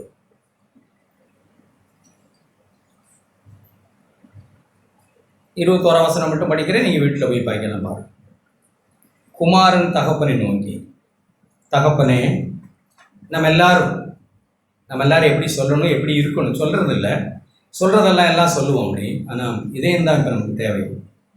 தகப்பனே, பரத்துக்கு விரோதமாகவும் உமக்கு முன்பாகவும் பாவம் செய்தேன். நம்ம பாவம் எல்லாம் பிடிபட்டா கூட நம்ம சில சமயத்தில் ஒத்துக்குவோம் தான், தப்பிக்க முடியலைன்னா ஒத்துக்குவோம் தான். ஆனால் இந்த மகன் வாலண்டியராகவே தான் வந்து சொல்கிறான், இவன் யாரும் பிடிக்கலை, தேவ அன்பு தான் பிடிச்சது இவனை, தகப்பனுடைய அன்பு தான் இவனை வீட்டுக்கு கொண்டு வந்தது. அவன் சொல்கிறான், உமக்கு விரோதமாகவும் பாவம் செய்தேன், இனிமேல் உம்முடைய குமாரன் என்று சொல்லப்படுவதற்கு நான் பார்த்திருந்தேன். தகப்பன் என்ன செஞ்சாங்கன்னா அப்படி எழுதியிருக்கு, வீட்டில் போய் படிக்கும். தயவு வைத்தார். என்ன செய்த? தயவு காண்பித்தார், இரக்கம் காண்பித்தார். அந்த தயவிலேயே அவன் நிலைச்சிருந்திருப்பானா, இருந்திருக்க மாட்டானா? என்ன யோசிக்கிறீங்க? இங்கே உழப்பிக்கிட்டு இருக்கலாம்னா சும்மா கொஞ்ச நாள் காரியங்கள் அப்படி இப்படி இருக்கலாம், அப்புறம் கொஞ்ச நாளை பிறகு வாழை நீட்டிக்கிட்டே ஏதாவது பண்ணலாம்னா, ஏதாவது போய் சக்குன்னு போய் விழ வேண்டியது, அப்புறம் ஏதாவது காரியங்கள் திருத்தப்பட வேண்டியது, அப்புறம் கொஞ்ச நாளைக்கு அப்படியே இருக்க வேண்டியது, அப்புறம் கொஞ்ச நாளைக்கு பிறகு பழையபடி வாழை இப்படி நீட்டி விடலாம்னா, இல்லை எல்லாம் தயவில் நிலைச்சிருக்கிறது. தயவில் நிலைச்சிருக்கிறதுனா இங்கே பாருங்க எப்படி சொல்கிறாங்க, அந்த தயவிலே நீ நிலைத்திருப்பாயானால் உனக்கு தயவு கிடைக்கும். இல்லைன்னா என்ன நடக்கும்? எந்த தயவுல விழுந்த ஒரு இடத்துல இவங்க கண்டிப்பா இருந்தாங்கல்ல, நீயும் விழுந்து கிடந்த ஆளு தானே, உன்னிடத்துல இப்ப தயவு காட்டி இருக்கிறார்ல. இதுக்கு தான் இத்தனை வசனம் நான் காசித்தேன், தீர்த்து வாசித்தேன், ரோமர் அதெல்லாம் வாசித்து காண்பித்தேன். நான் இப்படிப்பட்ட எபேசியர் வாசி இப்படி இருந்த நம்மை ரட்சித்தாரே, தயவு காண்பித்தாரே, அந்த தயவிலே நாம் நிலச்சிக்க வேண்டாமா? இதுக்கு பார்க்கிற நல்ல ஆண்டவரே, இது உங்களுடைய கிருபையினால் உண்டானது, இது என்னால் உண்டானதல்ல, உங்கள் ஈவு. அந்த தயவிலே நீ நிலைத்திருந்தால் உனக்கு தயவு கிடைக்கும். அடுத்து என்ன எழுதியிருக்கு? நிலைத்திராவிட்டால், இவ்வளவு பெரிய தயவை தம்முடைய குமாரனை நமக்கு அனுப்பி நம்முடைய பாவங்களுக்கு பரிகாரம் செய்து, பாவிகளும் இப்படி கிடந்த நம்மை நேசித்து நம்மை பிள்ளைகளாக்கி நம்மை ஆசீர்வதித்து எத்தனையோ விதங்கள். ஒரு தம்பிகிட்ட பேசிக்கிட்டு இருந்த தம்பி சொல்லும்போது வர்றாரு, தேவனுடைய தயவை நீ எப்படிப்பா விளங்கியிருக்கான்னு கேட்டேன். இப்போ எங்கள் அப்பா அம்மாலாம் நல்லா இருக்கிறது தான் தேவ தயவு. இப்போ தான் நல்லா இருக்காங்களே அப்படின்னு. அடுத்த ஒரு வருஷம், இதுக்கு முன்னாடி நாங்கள் அப்படி இல்லை, இதுக்கு முன்னாடி எங்கள் அப்பா அப்படி இல்லை, இது எப்படி நீ விளங்கிக்கிறேன்னு கேட்டேன். எங்கள் பக்கத்து வீட்டில் தப்பாக விளங்கிக்கூடாது. பக்கத்து வீட்டில் அந்த பக்கத்து வீட்டில் இருக்கிற அவங்க குடிச்சிட்டு வந்த குடும்பத்தில் பண்ணுற அலம்பலெல்லாம் பார்த்தா நாங்கள் தயவு பெற்றுக்கோம்னு எங்களுக்கு தோணும். சிம்பிள், நான் சும்மா உப்பு பெறாத விஷயம், நான் தயவு பெற்றுக்கேன்னு தோணும். இப்போ தான் நீங்கள் அப்படி இல்லையே, எங்கள் அப்பா ஏற்கனவே அப்படி தான் இருந்தார். இப்போ எப்படி 2 விழுன்னு வெளுத்து தான் விட்டுட்டாரா? இல்லை, தேவ தயவு, கிருபை, இரக்கம், அப்படித்தான் நான் கிருபையில் வளர்ந்துருக்கு. நம்மிடத்துல பிள்ளைகள் வாலிபர்கள் இருக்கிறாங்க, ஒரு வேளை சோறு சாப்பிட அந்த வீட்டில் அவ்வளோ பெரிய கஷ்டம். நம்மள இருக்காங்க பிள்ளைகள், கேஸை பிடிக்கி விட்டுட்டு போயிடுவார், இதை எடுத்துகிட்டு போயிடுவார், என்னது ரெகுலேட்டரை தூக்கிட்டு போயிடுவார், கரண்ட்டை ஆஃப் பண்ணி விட்டுட்டு போயிடுவார். சோறாக்க முடியாது. அன்னாட பிரச்சனைகள், விரும்பி விரும்பி இருக்கிற பிள்ளைகள் நம்மிடத்துல உண்டு. இப்பவும் அப்படிப்பட்ட பிள்ளைகளுடைய கண்களை நான் பார்க்குறேன். தயவை அவர்கள் புரிந்ததை பார்க்குறேன். தெய்வமே, எனக்கு நீங்கள் தயவு செய்துங்களே, நான் அப்படி இருக்கக்கூடாது. விழுந்து போன என் தகப்பனை போல, அவிசுவாசியாய் போன என் தகப்பனை போல நான் இருக்கக்கூடாது. ஆண்டவரே, விழுந்தவரிடத்துல நீங்கள் எப்படி இருக்கீங்க? எனக்கு தயவு பாராட்டினீங்களே, அந்த தயவுலேயே நான் என்ன செய்யணும்? நிலைச்சு செய்யணும் அப்படின்னு அவர்கள் கண்கள், அவருடைய பேச்செல்லாம் பார்க்கும்போது எனக்கு அப்படி தான் தோணுது. எவ்வளவா தயவு, நான் அப்படி தான் உணர்றேன். எவ்வளவா தயவு செய்ய, இதுக்கு எப்படி வேணும் பார்த்துறேன், எப்படி வேணும் பார்த்துறேன் ஆண்டவரே. இந்த குமார் என்று சொல்லப்படுறதுக்கு நான் பார்த்துறேன் ஆண்டவரே. எனக்கு நீங்கள் பாராட்டிக்கிற தயவு எவ்வளோ பெருசு. எனக்கு கொடுத்துருக்க சமாதானம், சந்தோஷம், இரட்சிப்பு, பாவ மன்னிப்பு, பிள்ளைங்கிற அதிகாரம், எவ்வளவு தகுதி இல்லை ஆண்டவரே. இந்த தயவிலே நாம் நிற்க வேண்டாமா? நிலைச்சிருக்க வேண்டாமா? அந்த தயவிலே நிலைத்திருந்தால் உனக்கு தயவு கிடைக்கும். இல்லாவிட்டால் நீயும் வெட்டுண்டு போவாய். சிலருக்கு தேவ தயவெல்லாம் புரியலைங்க, தம்மாஸ் பண்ணிக்கிட்டு இருக்கிறோம். எவ்வளவாய் கிருபை, பாவத்துக்கு எப்படி நாம துணிய முடியும்? எவ்வளவு தயவு தேவன் நமக்கு செய்திருக்கிறான். நினைச்சா நமக்கு நெஞ்சு பொங்க வேணாம். அவருடைய தயவை உட்காந்து யோசித்தா இதுக்கு எவ்வளவு என்ன பார்த்துறேன் ஆண்டவர் என்ன. அப்ப ஏதோ சுயநீதி ஒன்று இருக்கிறதுனால தானே நம்மளை இப்படியெல்லாம் ஆக்க விட மாட்டேங்குது. இதுக்கு நான் பார்க்கிறேன். என்னை நீங்க ரட்சித்து தான் ஆகணும். ஏன்னா எங்க அப்பா அம்மா சபையில் இருக்காங்க, அவங்க எத்தனையோ வருஷமா சபையில் இருக்காங்க. எங்களை நீங்க ரட்சிக்கணும், உங்களுக்கு கடமை இருக்கு. எங்களை ரட்சிக்காம வேற யாரை ரட்சிப்பீங்க? அதுவும் நான் இந்த சபையில் இருக்கிறேன், என்ன ரட்சிக்காம எப்படி ரட்சிப்பீங்க? அதனால சகல தாறுமாறும். அந்த தயவை நின்று மண்ணில் கொண்டு தலையை வச்சு குனிஞ்சு அழுது கொண்டு இருந்தார். எனக்கு தயவு கிடைச்சிக்கிட்டே இருக்கும், கிருபை கிடைச்சிக்கிட்டே இருக்கும், சந்தோஷம் பெருகிக்கிட்டே இருக்கும், சமாதானம் பெருகிக்கிட்டே இருக்கும், பாவத்தில் ஜெயம் கிடைச்சிக்கிட்டே இருக்கும். ஏன் அந்த தயவிலே நான் நிலைச்சில்லை. இந்த தயவை எப்போமாவது வியாதி வந்துருச்சுன்னா தட்டா புட்டான்னு அப்படியே நம்ம தேவன் உற்சவமாயிடுச்சுன்னா தேவன் தயவு பாராட்டினது அப்போ புரியுது. அப்புறம் நாளை பிறகு தூக்கி விட்டெறிஞ்சிட்டு அப்புறம் பழையபடி போகிறது. அப்புறம் ஏதாவது ஒரு சிக்கலில் மாட்டும்போது புரியுது. இதெல்லாம் உலகத்தை மதவாதிகள் அவங்க கோயில் கோலம் தேடுறதெல்லாம் இதுக்காகத்தான், சிக்கல் வரக்கூடாதுங்கிறதுக்காக. கிறிஸ்தவன் அப்படி இல்லை. அவன் என்ன சூழலில் கடந்து போனாலும் தேவனுடைய தயவை ருசி பார்க்கிற ஒரு மனுஷன். ரோமர் 3ஆம் அதிகாரம். உங்களுக்கு தெரிஞ்ச வசனம் தான், எல்லாருக்கும் தெரியும்.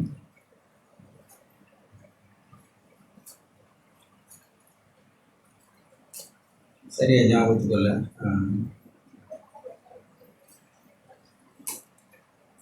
சாரி 2ஆம் அதிகாரம். நாம் இந்த தயவை, நான் சொல்றேன், நானும் அப்படிதான் யோசிக்கிறேன். ஏன் பிறர் மேல நமக்கு தயவு இல்லை? ஏன் இவ்வளவு ஒட்டுமையா? கத்தி எடுத்து பக்கத்துல போட்டுக்கிட்டு பேசிக்கிட்டு நிற்கிறோம். பேசிக்கணும், ஒருத்தர் பேசிக்கிட்டு போது அருவாளத்துக்கு பக்கத்துல போட்டு பேசி பக்கத்துல நிற்பாங்க. ஏன்னா தேவன் நம்மளை அருவாடை போட்டுக்கிட்டு நம்மளோட பேசிட்டு இல்லை, சீவி போடுவேன்னு. நாம அருவாடை பக்கத்தில் எடுத்து கூட மரியாதையான்ட்ட பேசுற மாதிரி பேசிட்டு இருக்கோம். தயவு புரிஞ்சில்ல.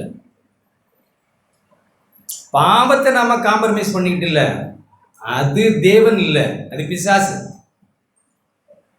பாக்கி எல்லா வகையிலும் தேவன் எனக்கு காண்பித்த தயவை, என்னை மன்னித்ததை பிறர் நான் மன்னிக்கணும். என் மேல எவ்வளவு தயவா இருக்காங்க, பிறர் மேல தயவா இருக்கணும். நான் பாவம் செய்யறது இல்லை, பாவத்துக்கு தேவன் எப்பவுமே தயவா இல்லை. அப்படிலாம் தேவன் தயவா இருக்கிறார், நான் பாவம் செஞ்சாலும் தயவா இருக்கிறார். நீங்க தேவனை அறியல, நீங்க ரட்சிக்கப்படல. அதனாலதான் பாவத்தை குறிச்செல்லாம் அலட்சியமா யோசனை வருது. பாவத்தை தேவன் பகைக்கிறார். இப்படி தேவன் நம்ம இடத்துல காண்பித்த தயவை நாம உணரலன்னா உணரணும். 4ஆம் வசனம் ரோமர் 2:4. தேவ தயவு, தேவனுடைய தயவு நாம் குணப்படும்படிக்குத்தான் நம்மை நெருக்கி ஏவுகிறது. தேவ தயவு பாவம் செய்யல, அதான் நான் இப்போ சொன்னேன். பாவம் செய்கிறதுக்கு நம்ம ஈஸியாக அதை எடுத்துக்கிட்டோம்னா நம்ம தேவ தயவை பெறாதவர்கள், தேவ தயவை அறியாதவர்கள்.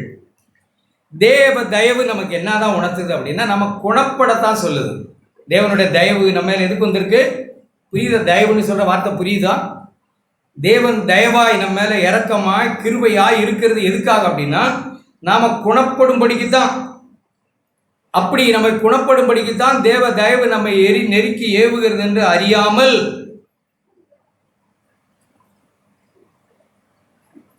அவருடைய தயவு, அவருடைய பொறுமை, அவருடைய நீடிய சாந்தம் இவைகளின் ஐஸ்வர்யத்தை அசட்ட பண்ணலாமா? அசட்ட பண்ணக்கூடாது. அசட்ட பண்ணுனா தேவனுடைய தயவை நாம் அறியல, தேவ கிருபையை நாம் அறியல, நம்ம மேல் வந்த பிரசனத்தை நாம் உணரல, நம்முடைய ரட்சிப்பை நாம் அறியல. நம்ம வாசல் வழியாய் வந்தவர்கள் அல்ல, கள்ளர். பாவியின் மார்பில் எடுத்துக்கொண்டு நாம ஆண்டவரிடத்துல வந்து சேரல. நாம் சுயநீதிக்காரர்களாய், நான் தான் ஏற்கனவே அப்படி இப்படின்னு நாம் எதையோ ஒன்றை எடுத்துக்கொண்டு இந்த வாசல் வழியாய் பிரவேசித்தோம். தேவனுடைய தயவு நமக்கு புரியல. அடுத்த வருஷம் இப்படி நான் அதை அசட்டை பண்ணினால், தேவ தயவை நான் அசட்டை பண்ணினேன். நம்ம யாரும் அசட்டை பண்ணக்கூடாதுதான் தேவன் நம்ம அழைத்திருக்கிறார். தேவன் நம்ம மேல் வைத்திருக்கிற இரக்கத்தை, தயவை நம்ம அசட்டை செய்யக்கூடாது. உன் மன கடினத்திற்கும் குணப்படாத இதயத்துக்கும் குணப்படுறதுக்காகத்தான் தேவ தயவு. நான் ஏன் குணப்பட மாட்டேன்றேன்? மன கடினம். மன கடினத்தினால நான் குணப்படாத இருக்கிறேன். அந்த இருதயத்துக்கு ஏற்றபடி தேவனுடைய நீதியுள்ள தீர்ப்பு வெளிப்படும் நாளிலே உனக்காக கோவாக்கினியை குவித்துக் கொள்ளுகிறாய். முதல் வசனம் என்ன எழுதியிருக்குன்னு பாருங்க. மற்றவர்களை குற்றவாளிகளாய் தீர்க்கிறவனேன்னு தான் ஆரம்பிக்குது. தேவ தயவை நானும் நீங்களும் அறிகிறேன்னா மற்றவர்களை குற்றவாளிகளாய் தீர்ப்போம். தேவன் என் மேல் எவ்வளவு தயவு வச்சிருக்காங்கன்னு நினைச்சா தயவா இருக்கும். அவளுக்கு சொல்லணுமா அவங்கள்ட்ட நேரடியாக போய் நாம் சொல்லுவோம். தூக்கி திரிய மாட்டோம், புறம் பேச மாட்டோம், புறம் கூற மாட்டோம். எவ்வளவு தயவு என் மேல வச்சிருக்கிற, என்னை தூக்கி திரியலையே, என்னை ஆண்டவர் பகிரங்கப்படுத்தலையே, என் பாவங்களை மூடினாரே, மறைச்சாரே, எவ்வளவு தயவு செய்திருக்கிறார். நான் பிறருடைய பாவங்களை மூடவும் மறைக்கவும் நேரடியாய் சொல்லவும் திருத்தவும் நான் அழைக்கப்பட்டிருக்கிறேன். அப்படி இல்லைன்னா நியாய தீர்ப்பு நாளில் நான் குவிச்சுக்குவேன் தலையில் அக்கினி. வாலிபர்களுக்கு சொல்றேன், தயவை நீங்க இவ்வளவு பெரிய தயவையும் தேவ கிருபையையும் உங்க குடும்ப சூழ்நிலைகள்லாம் தேவன் வர வர வர நல்லாக்கி உங்களை சந்தோஷமாக்கி உங்களை நல்ல சிட்டுக்களை போல் அங்கே வீட்டுக்கள் எவ்வளவு குறைவுகள் இருக்கலாம் இல்லைன்னு சொல்றேன். ஆனாலும் சமாதானமும் சந்தோஷமா இருக்கிறதை கொண்டு வாழ உங்களை வீடுகளுக்குள்ள சந்தோஷமா வைத்திருக்கிறாரே அந்த ஆண்டவர். இவ்வளவு தயவு பெற்ற நான் என்ன செய்யலாம்? இந்த தயவை நான் உணர்ந்திருந்தால் 1 சங்கீதம் முதல் வசனத்திலிருந்து வாசிக்கணும். அப்படியே நான் தேவனுடைய தயவை அறிந்திருந்தால், தேவனுடைய தயவை ஒரு பிள்ளை ஒரு பையன் அறிந்திருந்தால், துன்மார்க்கனுடைய ஆலோசனை நடவாமலும் பாவியின் வழியில் நில்லாமலும் பரியாசக்காரன் உட்கார்ற இடத்துல உட்காராமலும் கர்த்தருடைய வேதத்தில் இரவும் பகலும் தியானமாக இருக்கணும். அவன் தான் தேவ தயவை அறிந்தவன். இவ்வளவு தேவ தயவின் தேவ கிருபை அறிந்த பிள்ளை துன்மார்க்கனுடைய ஆலோசனையும் பாவியின் வழியிலும் பரியாசக்காரன் உட்கார இடத்துல உட்கார்ந்து இருக்கிறேன்னா நான் தேவ தயவை அறியல, எனக்கு புரியல. செத்த நாள் விஷயங்களை எப்படி எடுத்து விட்டுட்டாங்கன்னா எல்லாமே தப்பா போயிடும். நாம இப்ப நிற்கிறது அந்த பாவம் செய்யலை இந்த பாவம் செய்யலன்னா நெஞ்ச நிமித்த கூடாது. பிளேட்டை இப்படி எடுத்து விட்டுட்டாங்கன்னா உபசாரத்துல முதலா இருக்கும். திருட்டு கேஸ்ல பிடிக்கப்படும். கிருபை அது. தேவன் நம்மை தாங்குகிறார், அவருடைய கிருபை. நான் நிற்பது என்னமோ நான் விழுந்துடவே மாட்டேன், நான் அப்படி ஆகிட மாட்டேன், இப்படி திருட்டு கேஸ்ல நீ தான் பிடிவிடுவார், உபசாரத்துல பிடிவிடுவோம். அது யாரா இருந்தாலும் மிதப்பா இருந்தா இல்ல, இது தயவு தேவ கிருபை. நான் நிற்பதும் நிர்மலமாகாது இருக்கும் தேவ கிருபை. இன்னைக்கு எனக்கு குடும்ப சூழ்நிலைகள் தேவன் இன்னைக்கு எனக்கு அமைச்சு கொடுத்திருக்கிறது தேவ கிருபை. நான் துன்மார்க்கனோட ஆலோசனை போகக்கூடாது, பாவியின் வழியில் நிற்கக்கூடாது, பரியாசக்காரன் உட்கார இடத்துல உட்காரக்கூடாது. கர்த்தருடைய வேதத்தில் இரவும் பகலும் நான் தியானமாக இருக்கிற பாக்கியமான நான் இருக்கணும். ஒவ்வொரு வாரியக்குள்ளேயும் சிந்திக்கணும். எத்தனையோ தயவை தேவன் நமக்கு செய்திருக்கிறார், எத்தனையோ நன்மைகளை பிள்ளைகளுக்கு கர்த்தர் செய்திருக்கிறார். அந்த தயவை நாம் நினைக்கிறோம். எல்லாரும் எவரே தயவை நான் நினைக்கிறான், என் மேல தயவு, நானும் தயவா இருக்கிறேன். என் மேலே கிருபையாயிரும். நான் கிருபையை போக்கடிக்க வரல, நான் தயவை வீணா என்ன வரல, நான் மனக்கடினப்பட வரல, என் இருதயத்தை குணப்படாமல் நம்ம வைக்க வரல. அப்படின்னா தேவ தயவை நான் மறியல் எல்லாத்தையும் கிராண்டடாக எடுத்துக்கிட்டோன்னு அர்த்தம். எனக்கு கொடுக்கணும், எனக்கு கிடைக்கணும், ஐ எம் ரைட், எனக்கு இதெல்லாம் வரத்தான் செய்யணும். தேவன் இதைக்கு செய்வார். ஏன் செய்யணும்? விடிய விடிய ஜெபிச்சுட்டா காலையில் ஜெபம் கேட்கப்படணுமா? கேட்கப்படணுமான்னு கேட்குறேன். கேட்குறேன்னா கொடுக்கணும். என்ன இருக்கு? அது அவருடைய தயவு, அது அவருடைய தயவு. என் ஜெபத்துக்கு கிடைச்ச பதில் இல்லை, அவர் தயவுக்கு கிடைச்ச, அவர் தயவின் புண்ணியம் அது. நான் ஜெபிக்கிறேன் தான், நான் நீதி செய்கிறேன் தான், எல்லாம் செய்கிறேன் தான், உண்மைதான். அவர் தயவு அது. 40 நாள் ஜெபிச்சாலும் ஒன்றும் நடக்காது, அவர் தயவு வைத்தால் ஒழிய. அப்புறம் எப்படி? என் சுய நீதியெல்லாம் கோணங்களா இல்லையா? நான் அது செய்கிறேன், இது செய்கிறேன், இது செய்கிறேன், இது செய்கிறேன், ஜெபம் கேட்கப்பட்டது? கேட்கப்படாது. 40 நாள் உபவாசித்தாலும், நான் பெரிய ஜெப வீரனாக இருந்து ஜெபிக்கிறேன்னு நினச்சிருந்தாலும், ஜெபம் அவர் தயவு வச்சா தான் கேட்கப்படும். புரிஞ்சுக்கணும்னா, யாராவது பல்லு போட்டு அப்படி பேச முடியும்னு நினைக்கிறீங்களா? பேச முடியாதுன்னு தான் தேவன் சொல்றார். ஏன்னா தேவனே எல்லாவற்றுக்கும் எல்லாமுமா இருக்கிறார். ஆமென்.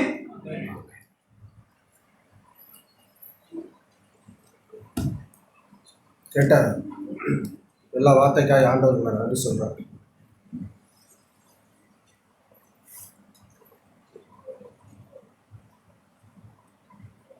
தொடர்ந்து நம்ம சபையில கேட்குறோம், ஆண்டவருடைய மனசை புரிஞ்சுக்கணும், அவருடைய கிருபையை நாம் அறிஞ்சிக்கணும் அப்படின்ட்டு. அவருடைய தயவையும் அவருடைய கிருபையையும் நாம் உணரலை அப்படின்னு சொன்னாங்க, அந்த கிறிஸ்தவ வாழ்க்கை நமக்கு பத்திரமா இருக்காது, அது அவர் நினைத்தபடி நடக்காது. கட்டகுமாரனை குறித்து கேட்டோம். ஒரு வார்த்தை நான் பாத்திரம் இல்லை அப்படின்னு அந்த மனுஷன் எப்போ சொன்னான் அப்படின்னாக்கா, அவனுக்கு ஒரு புத்தி தெளிந்த போதுன்னு போட்டிருக்கு. அவன் சார்ந்திருந்த சுயம் எல்லாம் உடைந்த பொழுது, அவனுக்கு தவிப்பு உண்டாகும் பொழுது, அவனுக்கு குறைபடும் பொழுது, வேற வழியே இல்லைன்னு வரும்பொழுது, அப்போ ஒரு விஷயத்தை கண்டடைகிறான். அப்பா கிட்ட பூர்த்தி இருக்கு, பூரணம் இருக்குன்னு கண்டுபிடிக்கிறான். அந்த பூரணத்தை தான் நம்ம இருதயத்திலே தேவன் நற்கிரியையாய் தொடக்கி இருக்கிறார். அது கொஞ்சம் இல்லை, அதுதான் முழுமை. தேவத்துவத்தின் பரிபூர்ணம் எல்லாம் நமக்கு உள்ளே ஆண்டவர் நற்கிரியையாய் தொடக்கி இருக்கிறார். விசுவாசம் மூலியமாய் நாம் அடைந்து கொள்ளும்படிக்கு, அதை சந்தோஷமாய் நாம் அனுபவிக்கும்படிக்கு. இருக்கிற வார்த்தை எல்லாவற்றையும் நிறைவேற்றும்படிக்கு குமாரனாகிய கிறிஸ்து பூமிக்கு தம்மை ஒப்பு கொடுத்தார். ஆண்டவர் அப்படிதான் சொல்லி நம்மை அப்படி நடத்த விரும்புகிறாங்க.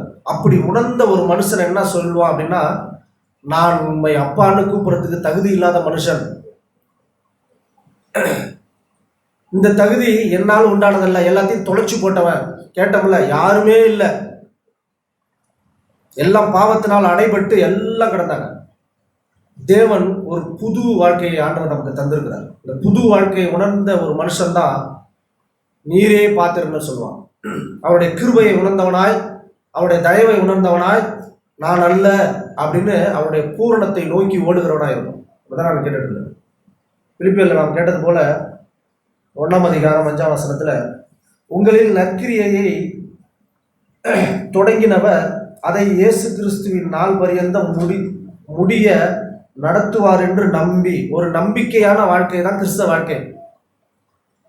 ஏதோ நம்ப ஏதுவில்லாது இருக்கிற ஒரு வாழ்க்கையை தான் ஆண்டவருக்கு நம்ம வைத்திருந்தாலும், ஆபிரகாம் நம்பினது போல, மரியாள் நம்பினது போல, அப்படி நம்பி வாழும்போது கிறிஸ்து நமக்குள்ளே வெளிப்படுவார். அது மகிமையா இருக்கும்.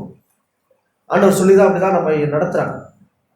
அப்படிதான் அப்போஸ்தலன் பவுல் நான் உங்களை நினைக்கிற போதெல்லாம் என் தேவனை நான் ஸ்தோத்தரிக்கிறேன். ஏன் அப்படின்னா, நற்கிரியை உங்களுக்குள்ளே துவக்கி அவர் நடத்துவார் அப்படின்னு நீங்க நம்பி இருக்கிறீங்களே, உங்களுடைய விசுவாசத்தின்படி உங்களை நீங்க வாழுறீங்களே, அதற்காக ஆண்டவருக்கு நான் சந்தோஷத்தை செலுத்துறேன்னு சொல்றேன். தீமோத்தேயுவை பார்த்து அப்படிதான் சொல்றாங்க ஆண்டவர், உனக்குள்ளே ஒரு மாயமில்லாத ஒரு விசுவாசம் இருக்கே, அந்த மாயமான விசுவாசம் என்ன நம்ம உள்ள அப்படி நமக்கு துவக்கி மனுஷனுக்கு நேராக காட்டுறதா இருக்கலாம். ஆனா மாயமில்லாத ஒரு விசுவாசம் இருக்கே, அது உனக்குள்ள இருக்கே, இது தேவன் துவக்கினது, அதுதான் நற்கிரியை. ஆண்டவர் அப்படி சொல்லிதான் நம்ம நடத்த விரும்புகிறோம். எபேசியர்ல நாம் கேட்டது போல,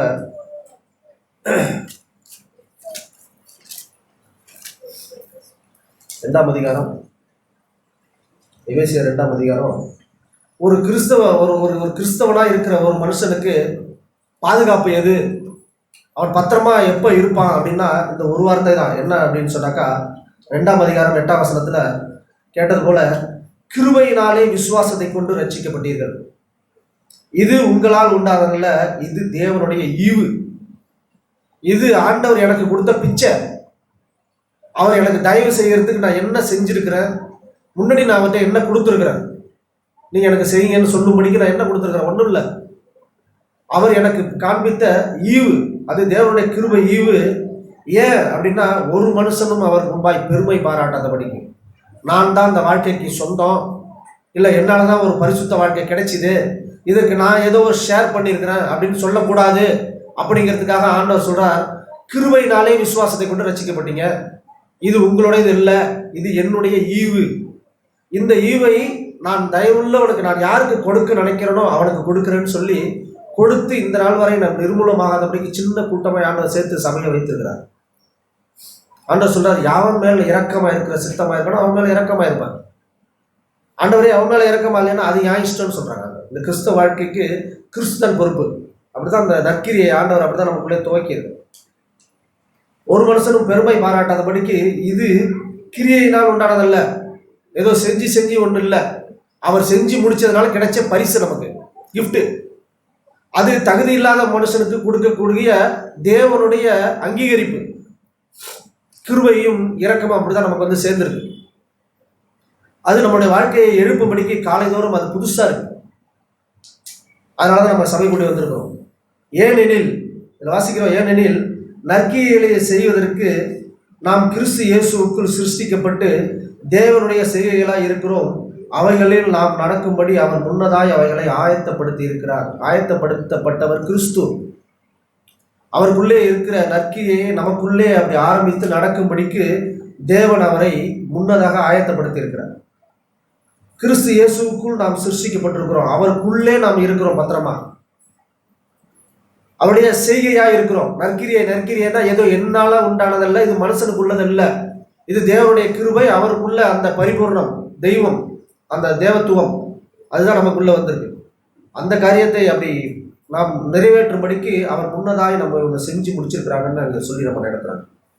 நான் கேட்டுட்டு இருக்கும்போது நமக்கு ரெகுலராக எப்போதும் கேட்ட வார்த்தை தான், 1 பேதுருல ஒரு வார்த்தை இருக்கு, நான் வாசிக்க விரும்புகிறேன்.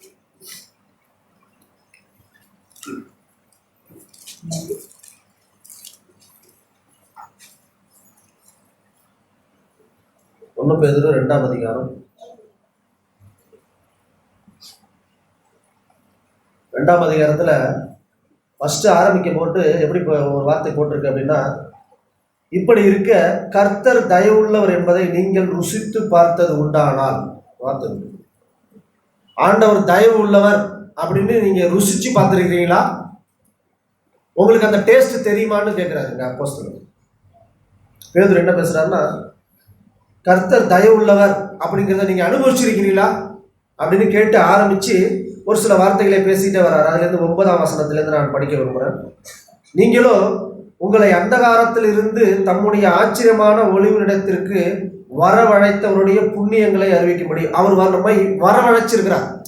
ஒரு காரியத்தை நமக்கு அவர் தந்து நம்மை அவர் அழைச்சிருக்கிறார். நம்ம போய் பிடிச்சிக்கிட்டது இல்லை, அவர் வரவழைச்சிருக்கிறார். அவருடைய புண்ணியங்களை, அந்த தயவை நாம் அறிவிக்கும்படிக்கு தெரிந்து கொள்ளப்பட்ட சந்ததியாய், ராஜரீக ஆசாரிய கூட்டமாய், பரிசுத்த ஜாதியாய், அவருக்கு சொந்த ஜனமாய் இருக்கிறோம். எது எப்போ அப்படின்னா, அவர் நமக்கு உள்ளே தெரிந்து கொண்டு நற்கிரியை துவக்கி அவரை நமக்குள்ளே தெரிந்து கொண்டாரே, அதுக்கப்புறம் நடக்கிற சம்பவங்கள்.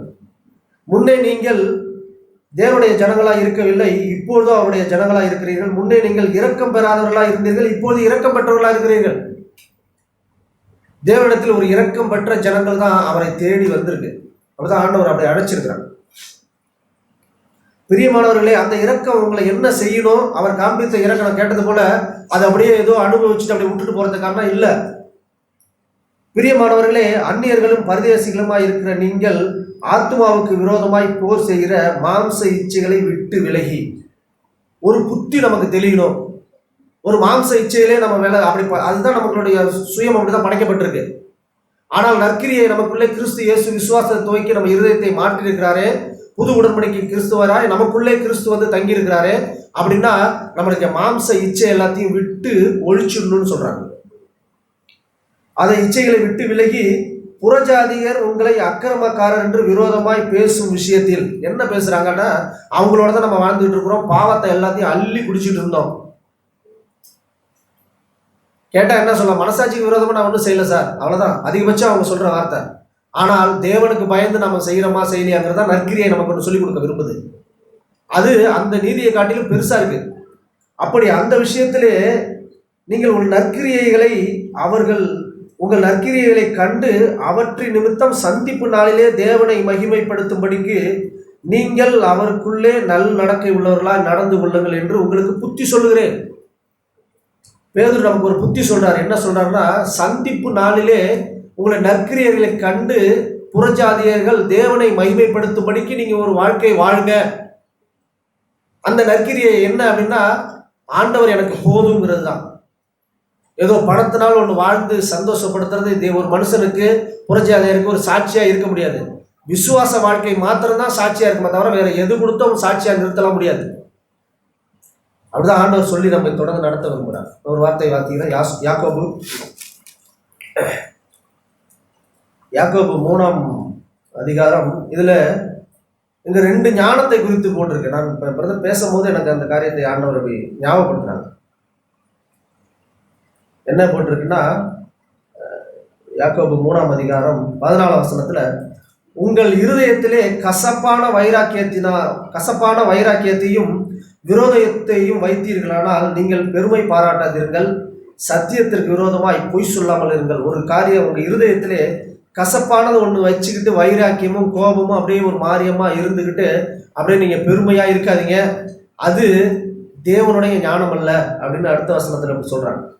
இப்படிப்பட்ட ஞானம் பரத்திலிருந்து இறங்கி வருகிற ஞானமா இராமல் லௌகீக சம்பந்தமானதும் ஜென்ம சுபாவத்திற்குரியதும் பேய்த்தனத்திற்கு அடுத்ததுமா இருக்கிறது.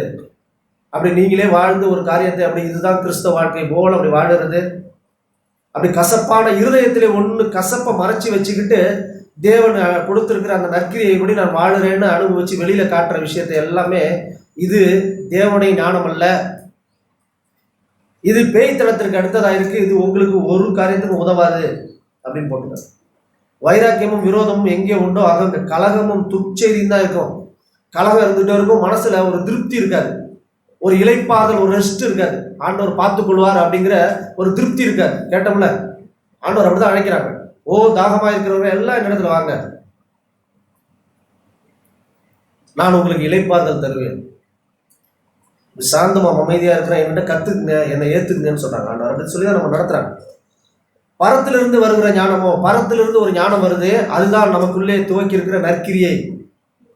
அது வெளியில கண்டடைய முடியாது, நமக்கு உள்ளே இருக்கு. அது பரிசுத்த ஆவியானவர் நமக்கு உணர்த்தி கிறிஸ்துவிலிருந்து காண்பிக்கிற ஒரு அவருடைய சுபாவம், அவருடைய குணம். அது பூமியில உள்ளதல்ல, அது பரத்துக்குரியது. அது நமக்குள்ள எப்படி வந்து அடைஞ்சிருக்கு அப்படின்னா, குறைவா இல்லை, பூரணமாய் வந்திருக்கு, அவரையே நம்பி வாழும்படிக்கு. அந்த ஞானம் எப்படி இருக்கு அப்படின்னாக்கா, முதலாவது சுத்தம் உள்ளதா இருக்கு, அப்படி வெண்மையாய், அப்படி பளிச்சு நேர்மையாய். சுத்தம்னா என்ன சொல்றேன்னா, நேர்மையாய் மனசுக்குள்ளே வந்து ஆனஸ்டாய் நான் இப்படிதான் இருக்கிறேன் ஆண்டவரே அப்படின்னு சொல்லத்தக்கதா இருக்கு. பின்பு அது சமாதானமும் சாந்தமும் இணக்கம் உள்ளதா இருக்கு. அது நமக்குள்ளே வரும்பொழுது ஒரு சமாதானம் நமக்குள்ளே வந்திருக்கா, ஒரு இணக்கம் இருக்கா, இல்ல வைராக்கியமும் கோபம் தான் இருக்கா? ஆண்டவர் அப்படி நம்மை நடத்த விரும்புறாங்க. சாந்தமும் இணக்கம் உள்ளதாய் இரக்கத்தினாலும் நற்கிரியையினாலும் நிறைந்ததா இருக்கு. அது இரக்கத்தினால் நிறைஞ்சிருக்கு. கிறிஸ்து என் மேல் எப்படி இரக்கமாயிருந்தாரோ நானும் பிறர் மேல் இரக்கமாயிருக்கும்படிக்கு அது காரியம் நமக்குள்ளே வெயிட் பண்ணுது. அது இரக்கத்தினாலும் நற்கிரியையினாலும் நிறைந்ததாய் பச்சைவாதம் இல்லாததாய் மாயமற்றதாய் இருக்கு. ஒரு பச்சைவாதம் இல்லாத கிறிஸ்து நமக்குள்ளே வந்து தெரிந்து கொண்டார். அது அங்கே மாயம் இல்லை, நேர்மையாய் ஆனஸ்டாய் அப்படி இருக்கு. ரோமர்ல 2ஆம் அதிகாரத்துல வார்த்தை கேட்டோம், ஒரே ஒரு வார்த்தை நான் சொல்லி முடிக்கிறேன்.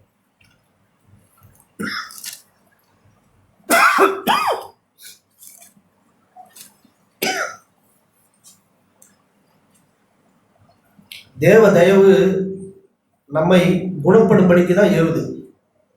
அந்த கெட்ட குமாரனுக்கு எப்படி ஏவப்பட்டுச்சோ அதே போல நான் குணப்பட்டு தேவனிடத்தில் வந்து, ஆண்டவரே நான் இதை வந்திருக்கிறேனே, இது என்னுடைய தகுதி அல்ல, உம்முடைய கிருபை உம்முடைய இரக்கம் அப்படின்னு வரும்படிக்கு.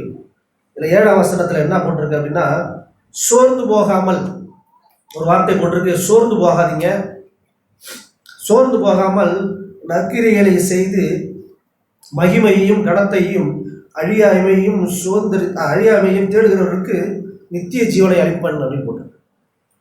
ஆண்டவர் பூமிக்கு வந்து நமக்கு தருவேன்னு சொன்னது நித்திய ஜீவன், அவருடைய சுபாவம், அவருடைய குணம், அவருடைய மகிமை, அந்த நற்கிரியை. அதை எப்படி தர்றேன் அப்படின்னா, நீங்கள் சோர்ந்து போகாதீங்க, சோர்ந்து போகாமல் நற்கிரியை செய்து மகிமையையும் கனத்தையும் அழியாமையும் தேடுங்க. மகிமை, கனம், அழியாமை இது வந்து பூமியில இல்லை. இது மூணும் பரத்துக்கு சொந்தமானது. அதை தேடுங்க, நான் நித்திய ஜீவனை தருவேன்னு சொல்லி ஆண்டவர் நமக்குள்ளே துவங்கி இருக்கிற நற்கிரியைகளை நாம் அனுபவிக்கும்படிக்கு, நான் நல்ல ஆண்டவரே நீரே பாத்திரர் என்று சொல்லும்படிக்கு, புத்தி தெளிந்து தேவனிடத்தில் பூரணம் இருக்குன்னு அவருடைய தயவை அசட்டை பண்ணாதபடிக்கு, தேவ தயவு நமக்கு குணப்படும்படிக்கு நம்ம ஏவு நடத்துகிற அந்த ஆவியிலே நாம் இணக்கமாய் ஆமேன் என்று அப்படி போனோம்னா ஆண்டவருடைய சித்தம் நம்ம வாழ்வில் நிறைவேறும். அது நமக்கு இங்கேயும் அங்கேயும் சந்தோஷத்தை கொடுக்கும். ஆமென்.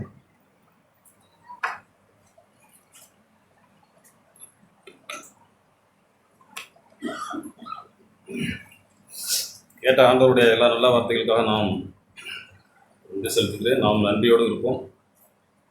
நாம் வாலிபர்களை பார்த்து மாத்திரம் ஒரு கேள்வி கேட்குறேன். வாலிபர்கள் மாத்திரம் தெரிஞ்சால் கை தூக்குங்க. பிரதர் ஆரம்பிக்கும் போது முதல்ல ஒரு சங்கீதத்தை சொன்னாங்க, யாராவது சொல்லுங்க, கை தூக்குங்க. யாருங்க? சங்கீத புத்தகம் 33. நாம் அநேகர் என்ன செய்கிறோன்னா, நாம் வாசித்த உடனே நான் பார்க்குறது அப்படின்னா அடுத்து தொடர்ந்து என்ன இருக்குன்னு நம்ம படிக்கிறோம். சகோதரர்களே, நாம் அப்படி செய்கிறது வீடுகளில் செய்யலாம். நான் வேதத்தை ஆராய்கிறது நல்லது தான், அது இங்கே வேண்டாம். ஒரு வசனத்தை நான் சொல்லிட்டேன். லூக்கா எழுதின சுவிசேஷம் 10ஆம் அதிகாரம் 96ஆம் பக்கம், 10ஆம் அதிகாரம். அங்கே அநேக காரியங்களை குறித்து ஆண்டவர் பேசிக்கிட்டே வர்றாரு. 10ஆம் அதிகாரம் 16ஆம் வசனம். அவர் ஆண்டவராய் இயேசு சீஷரை நோக்கி, உங்களுக்கு செவி கொடுக்கிறவன் எனக்கு செவி கொடுக்கிறான், உங்களை அசட்டை பண்ணுகிறவன் என்னை அசட்டை பண்ணுகிறான், என்னை அசட்டை பண்ணுகிறவன் என்னை அனுப்பினவரை அசட்டை பண்ணுகிறான். நம்முடைய இருதயம் தேவனுடைய வார்த்தைகளை நடிச்சிருக்கணும். நாம் ஆண்டவருடைய வார்த்தைகளுக்கு செவி கொடுக்க பழகணும். ஏதோ இங்கே வந்து பேசுகிறாங்க, நம்ம பாட்டு அடுத்து சங்கீதத்துலேருந்து 33லேருந்து 43 வரையும் படித்து முடிப்போன்னு தலை புரிஞ்ச நான் நிம்மராமல் இருக்கிறது வந்து ஞானமே கிடையாது. தேவனுடைய வார்த்தைகளை நாம் ஆராய்ந்தால் நல்ல குணசாலிகளாக மாற முடியும். அதுவும் அதே வேதத்தில் தான் இருக்குது. அப்போஸ்தலர் நடபடிகள் 17ஆம் அதிகாரம். அந்த பட்டணத்தார் மனோபாஞ்சியாய் வேத வசனங்களை ஆராய்ந்து பார்த்தார்கள்னா இங்கே சபையில் உட்காந்துட்டு இல்லை, வீடுகளில் போய் அந்தோனி பிரதர் இப்படி பேசினாரே, ரமேஷ் பிரதர் வந்து இப்படி பேசினாரே, சகோதரர்கள் இப்படி தங்களுடைய நம்பிக்கையில் சொன்னாங்களே, பாவம் செய்யாமல் வாழணும்னா எப்படி ஆண்டவரே, நான் சபைக்கு வந்து உங்களோட நாமம் என்னுடைய வாழ்க்கையில் தூஷிக்கப்பட இடம் கொடுக்கக்கூடாது. நமக்கு ஒரு அலர்ட் உருவாகுங்க. நானும் கடந்த நாளில் சில கீழ்ப்படுதல் இல்லாமல் நடந்த காரியத்தை குறித்து நான் என்னுடைய சாட்சி சொல்கிறேன். நமக்கு தேவன் மேலே ஒரு பயம் இல்லை, தேவன் மேலே ஒரு பக்தி இல்லை. அதனால தான் நானும் நீங்களும் சபையில் இருக்கிறோம், பாதுகாப்பாக இருக்குன்னு சொல்லி நாம் மாறுதட்டி கொண்டு, ஆண்டவரே நான் சபையில் இருக்கிறேன்னு சொல்லி என்னையை நான் ஏமாற்றிக்க கூடாது. ஆண்டவரே, நான் தேவனுடைய வாயிலிருந்து புறப்படுகிற வார்த்தை நாளே ஒவ்வொரு நாளும் பழைக்கணும். ஒரு யோபுவின் புஸ்தகம் 1ஆம் அதிகாரம், அந்த வார்த்தையில் அவர் எப்படி சொல்கிறார் பாருங்க. யோபுவின் புஸ்தகம் 1ஆம் அதிகாரம் 634ஆம் பக்கம், பழைய ஏற்பாடு. அங்கே ஆண்டவர் யோபுவை குறித்து சாட்சி சொல்கிறாருங்க. அந்த மனுஷன் ஆண்டவரே சொல்கிற வார்த்தை, உத்தமன், சன்மார்க்கன், தேவனுக்கு பயந்து பொல்லாப்புக்கு விலகுகிற மனுஷனாகி அவனை போல பூமியிலே ஒருவனும் இல்லையே. ஆண்டவர் ஒரு மனுஷனை குறித்து சாட்சி சொல்றாருன்னா அது யோபு தாங்க. பழைய ஏற்பாட்டு காலங்களில் அதே வார்த்தையை திரும்பவும் சொல்றாரு 8ஆம் வசனத்தில், நீ கவனம் வைத்தாயோ, உத்தமனும் சன்மார்க்கனும் எனக்கு பயந்து ஆண்டவருக்கு பயந்து பொல்லாப்புக்கு விலகுறானே, பாவம் செய்யக்கூடாது தன்னுடைய அந்தரங்கத்திலே ஆண்டவரே நான் பாவம் செய்ய மாட்டேன்னு சொல்லி முடிவெடுக்கிறானே. இவர் வாலிப சகோதரியும் வயசான நானும் மனசும் மாம்சமும் விரும்பினபடி வாழ்ந்துட்டு ஆண்டவரே அதெல்லாம் ஒன்றும் இல்லை, நீங்கள் என்ன மன்னிச்சிருவீங்க ஆண்டவரே. அப்படி சொன்னால் நம்மையே நாம் ஏமாற்றி கொள்கிறாங்க. நமக்கு தெரியல, ஆக்கினை தீர்ப்பு அடைவோம். ஆண்டவரே நான் அப்படி வாழக்கூடாது ஆண்டவரே, அதிக கவனமாய் தெளிந்த புத்தியாய் உங்களுடைய வார்த்தைகளுக்கு நான் செவி கொடுக்க உதவி செய்யுங்க ஆண்டவரே. என்ன சொல்றீங்க? நீங்க எனக்கு உதவி செய்யுங்க. அதே அந்த யோகுல சாத்தானுக்கு தெரியுதுங்க. சாத்தானுக்கு என்ன சொல்றான் பாருங்க. சாத்தான் 7ஆம் வசனம், ஆண்டவர்கிட்ட பதில் சொல்றாரு, நான் பயப்பட வேண்டாம் இந்த வார்த்தையில கேட்டு, பூமி எங்கும் உலாவி சுற்றி திரிந்து வருகிறேன்னு சொல்லிட்டு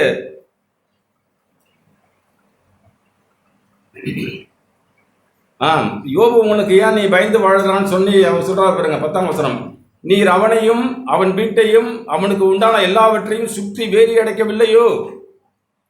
ஆண்டவர் ஆதியிலிருந்து ஜனங்களை பாதுகாத்து காப்பாற்றி தாங்க வர்றாரு.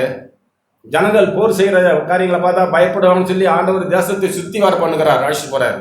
7ஆம் புத்தகத்தில் இருக்கு.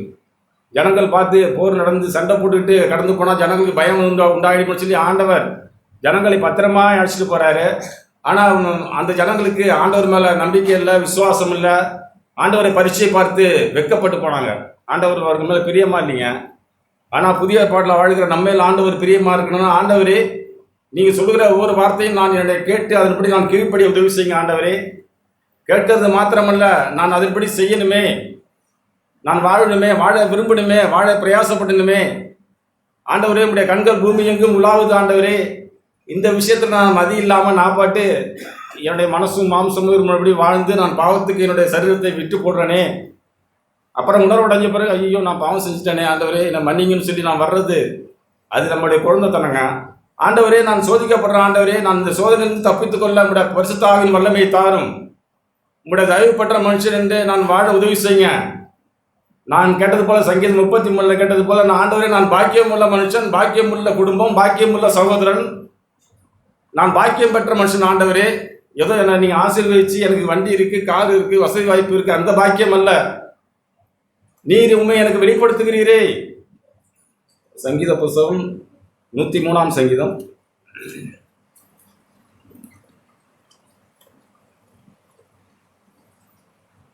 103ஆம் சங்கீதம்.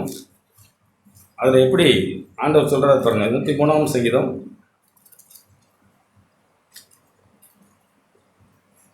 அங்கே 103ஆம் சங்கீதம் 7ஆம் வசனம், அவர் தமது வழிகளை மோசேக்கும் தமது கிரியைகளை இஸ்ரவேல் புத்திரருக்கும் தெரியப்பண்ணினார். ஆண்டவர் இஸ்ரவேல் புத்திரருக்கு கிரியை செய்ய வச்சதே மோசே மூலமாக தான் செய்தார். மோசே போய் தான் கண்மலையை பார்த்து பேசுகிறார், தண்ணீர் வருது, ஜெபம் பண்ணுறார், மன்னா பொழியுது, எல்லாம் இது மோசே தான் செய்தார்.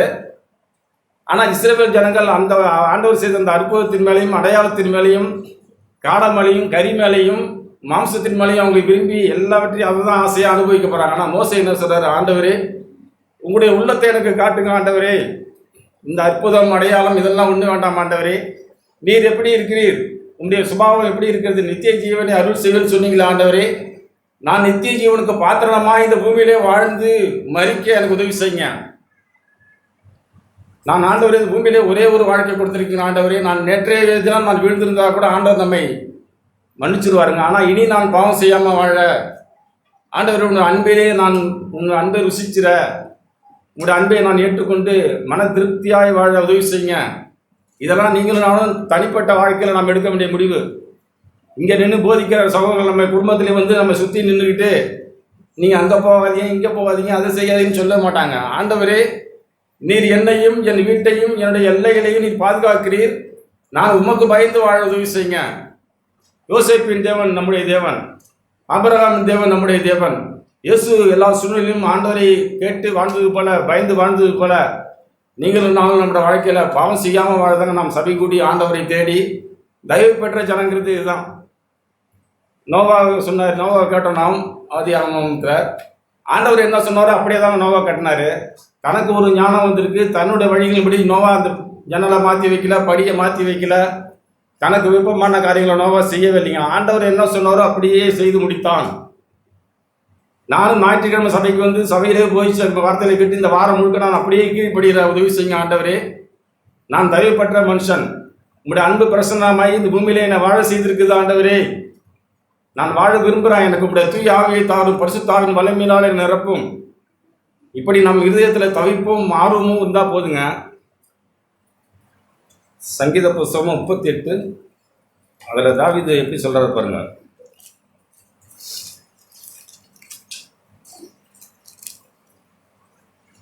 சங்கீத புஸ்தகம்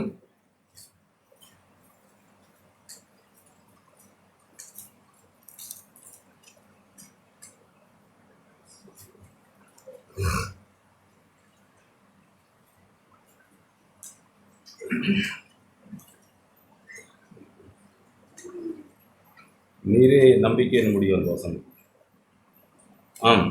39ஆம் சங்கீதம் 5ஆம் வசனம் 4லேருந்து படிக்கிறான். நான் எவ்வளவா நிலையற்றவன் என்று உணரும்படி என் முடிவையும் என் நாட்களின் அளவு இவ்வளவு என்பதையும் எனக்கு தெரியும். இதோ என் நாட்களை 4 விரற்கடையாக்கினீர். என் ஆயுசு உமது பார்வைக்கு இல்லாதது போல் இருக்கிறது. எந்த மனுஷனும் மாயையே என்பது நிச்சயமே. வேஷமாகவே மனுஷன் திரிகிறான் இப்படின்னு சொல்லிட்டு, இப்போதும் ஆண்டவரே, நான் எதற்கு எதிர்பார்த்து கொண்டிருக்கிறேன்? எதற்கு நான் எதிர்பார்த்திருக்கிறேன்? நீரே என் நம்பிக்கை, நீரே எனக்கு தயவு, நீரே எனக்கு எல்லாம். அருமையாய் சொல்றாருங்க தாவீது. உங்களுக்கு எனக்கும் தாவீது முன்மாதிரியாய் ஆண்டவரை வெளிப்படுத்தின மனுஷனாய், பழைய ஏற்பாடு மனுஷனாய், பழைய ஏற்பாடு காலத்தில் இவ்வளவு பெரிய நம்பிக்கையை வச்சிருக்கிறாரு. நீரே இதை எனக்கு செய்தீர் என்று என் வாயை நான் திறவாமல் மௌனமாக இருந்தேன். சூழ்நிலை வரும்போது நாம் தடுமாறாமல், ஆண்டவரே உங்களுடைய அனுமதி இல்லாமல் என்னோட வாழ்க்கையில் ஒன்றும் நடக்கல ஆண்டவரே, நான் விசுவாசித்து வாழ உதவி செய்யுங்க. நான் ஆண்டவருக்கு பயந்து பொல்லாப்புக்கு விலக உதவி செய்யுங்க. நம்ம சபையில் அதிகமாக நாம் நரகத்தை குறித்து நாம் பேச மாட்டோம் தான் தெரியும். நமக்கு நரக வாக்கினை ஒன்று உண்டுங்க. நமக்கு நாம் பார்த்து சபையில் இருந்துட்டு நான் மனசும் மாம்சம் ஒரு முடி வாழ்ந்துட்டு ஒன்றுமே தெரியாமல் நாம் எல்லாரையும் நான் நம்முடைய வேஷமாய் வாழ்ந்து விருதாவாக இருந்துட்டு நான் நித்தியத்துக்கு போனாங்க நிச்சயமாக போகவே முடியாது. ஆண்டவரே, நான் நரக வாக்கினைக்கு பயப்படுற மனுஷனாக இருக்க உதவி செய்யுங்க. ஆண்டவரே, பொல்லாப்புக்கு விலக உதவி செய்யுங்க. எந்த சூழ்நிலையிலும் பாவம் வரும்போது ஆண்டவரே, பரிசுத்த ஆவியானவரே, இந்த பாவத்தை நான் இயேசு நாமத்தினாலே கடிந்து அப்புறப்படுத்த எனக்கு உதவி செய்யுங்கன்னு சொல்லி நாம் நேர்மையாக ஆண்டவரத்தில் போனால் நாம் தயவு பெற்ற ஜனங்கிறத ஆண்டவர் நம்ம மேல் பிரியமாக இருந்து விளங்க செய்வாருங்க. தீத்துவின் புஸ்தகம்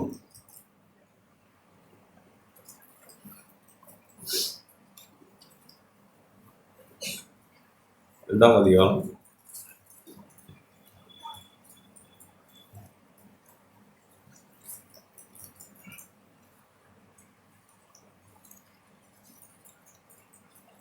2:11 படித்தோம். எந்த மனுஷனுக்கும் ரட்சிப்பை அளிக்கத்தக்க தேவ கிருபையானது பிரசன்னமாகி இறங்கி நம்முடைய அவபக்தியையும் இந்த உலகத்திலே வாழ்கிற லௌகீக இச்சைகளையும் அது வெறுக்க வைத்து தெளிந்த புத்தியையும் ஆண்டவருக்குன்னு வாழ்கிற ஒரு நீதியையும் தேவ பக்தியையும் உள்ளவனாய் நான் பூமியிலே வாழ்ந்து நான் நம்பியிருக்கிற அந்த ஆனந்த பாக்கியமாகி அந்த நித்திய ஜீவனுக்கு தேவன் என்னை நடத்தி கொண்டு செல்வார். அப்படி இருக்கிற அந்த கிருபை நமக்கு தயவு நமக்கு விளங்கணுங்க. இப்படி நம்பியிருக்கிற ஆனந்த பாக்கியத்துக்கும் மகாதேவனும் நமது இரட்சகருமாக இயேசு கிறிஸ்துவினுடைய மகிமையின் பிரசன்னமாதலுக்கும் நான் எதிர்பார்த்து கொண்டிருக்கும்படி அது நமக்கு ஒன்று போதிக்கிறது. ஆண்டவரே, எனக்கு நீங்கள் போதிக்கிறதெல்லாம் உங்களுடைய நித்திய ஜீவனை அருள் செய்வீங்க. ஆண்டவரே, பாவம் செய்யாமல் நீதிக்கு நான் விழித்திருந்து வாழ எனக்கு உதவி செய்யுங்க அப்படின்னு நம்ம படிச்சுட்டு கடைசியில் பாருங்க 4ஆம் வசனம் 3:4 நம்முடைய இரட்சகராய தேவனுடைய தயையும் மனுஷன் மேல் அன்பும் பிரசன்னமாகி, ஆண்டவருடைய தயவும் அன்பும் நம்மள பிரசன்னமாகி இருக்குங்க. ஆண்டவரே, நான் தயவு பெற்ற மனுஷன். ஆண்டவரே, நான் எப்போதும் விழிப்பாக இருந்து உங்களுடைய வார்த்தைகளை நான் கேட்டு வாழ உதவி செய்யுங்க.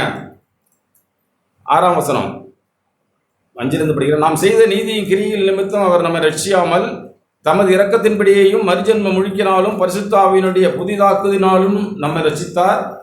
தமது கிருபையினாலே நாம் நீதிமான்களாக்கப்பட்டு நித்திய ஜீவன் உண்டாகும் என்று நம்பிக்கையின்படியே சுதந்திரராகத்தக்கதாக நாம் பிள்ளைகளாகத்தக்கதாக அவர் தமது இரட்சகராகிய இயேசு கிறிஸ்து மூலமாய் அந்த பரிசுத்த ஆவியை நம்மேல் பொழிந்தருளினார். இப்படி ஆண்டவர் நம்ம மேல் தயவு வச்சு நமக்கு ஒரு சப்போர்ட், ஒரு தேற்றரவாளன். ஆண்டவரே, நான் பாவம் செய்யாமல் விழித்திருந்து வாழ எனக்கு நீங்கள் பரிசுத்த ஆவியின் வல்லமை தாங்க. ஆண்டவரே, எனக்கு நீங்கள் ஆவியின் வல்லமையை கொடுத்தாலொழிய நான் இந்த பாவத்தை மேற்கொள்ள முடியாது. ஆண்டவரே, என் மாம்சம் விரும்புது. ஆண்டவரே, நிர்பந்தமான மனுஷன் நான். இந்த பாவ சரீரத்தில் என்னை யார் விடுதலையாக்க முடியும்? ஆண்டவரே, நீர் உங்களுடைய ஆவி எனக்கு தாரும். ஆண்டவரே, நான் செய்ய மாட்டேன். ஆண்டவரே, யோசிப்பின் தேவன், இவ்வளவு பெரிய பொல்லாப்பை நான் எப்படி என் தேவனுக்கு விரோதமாய் செய்வேன்? நிர்வாணமாய் ஓட துணிஞ்ச மனுஷனுங்க. நம்மளை இதயத்தில் நாம் எப்படிலாம் ஆண்டவரை சிந்திச்சு, ஆண்டவரே நான் பொல்லாப்புக்கு பயப்படணும் ஆண்டவரே, நீங்கள் என்னை காண்கிற தேவன், பூமி எங்கும் உடைய கண்கள் உலாவுகிறது ஆண்டவரே, இதை நான் சபைக்கு வந்து ஞாயிற்றுக்கிழமை எல்லாருக்கும் முன்பாய் நீட்டாய் வெள்ளையும் சொல்லியுமா வாழ்கிறது வாழ்க்கை இல்லை ஆண்டவரே. என் அந்தரங்க வாழ்க்கையில் எவ்வளவோ பொல்லாப்பு மறைஞ்சிருக்கு ஆண்டவரே. என்னோட இருதயம் உங்களுக்கு பயப்பட மாட்டேங்குது ஆண்டவரே. சபையில் வந்து நான் எல்லாரையும் நம்ப பண்ணுறதுங்கிறது தான் ஆண்டவர் எனக்கு தெரியுது. ஆண்டவர் அந்தரங்கத்தை பார்க்குற பிதாவே, என்ற அந்தரங்கத்தில் உண்மை இருக்கணுமே ஆண்டவரே. உண்மை இல்லாத மனுஷனாக இருக்கிறேனே, என்னை உடைத்து நொறுக்குங்க ஆண்டவரே. அதே சங்கீத புஸ்தகம் 103 அவர் சொல்றாரு பாருங்க. 103ஆம் சங்கீதம் 734ஆம் பக்கம்.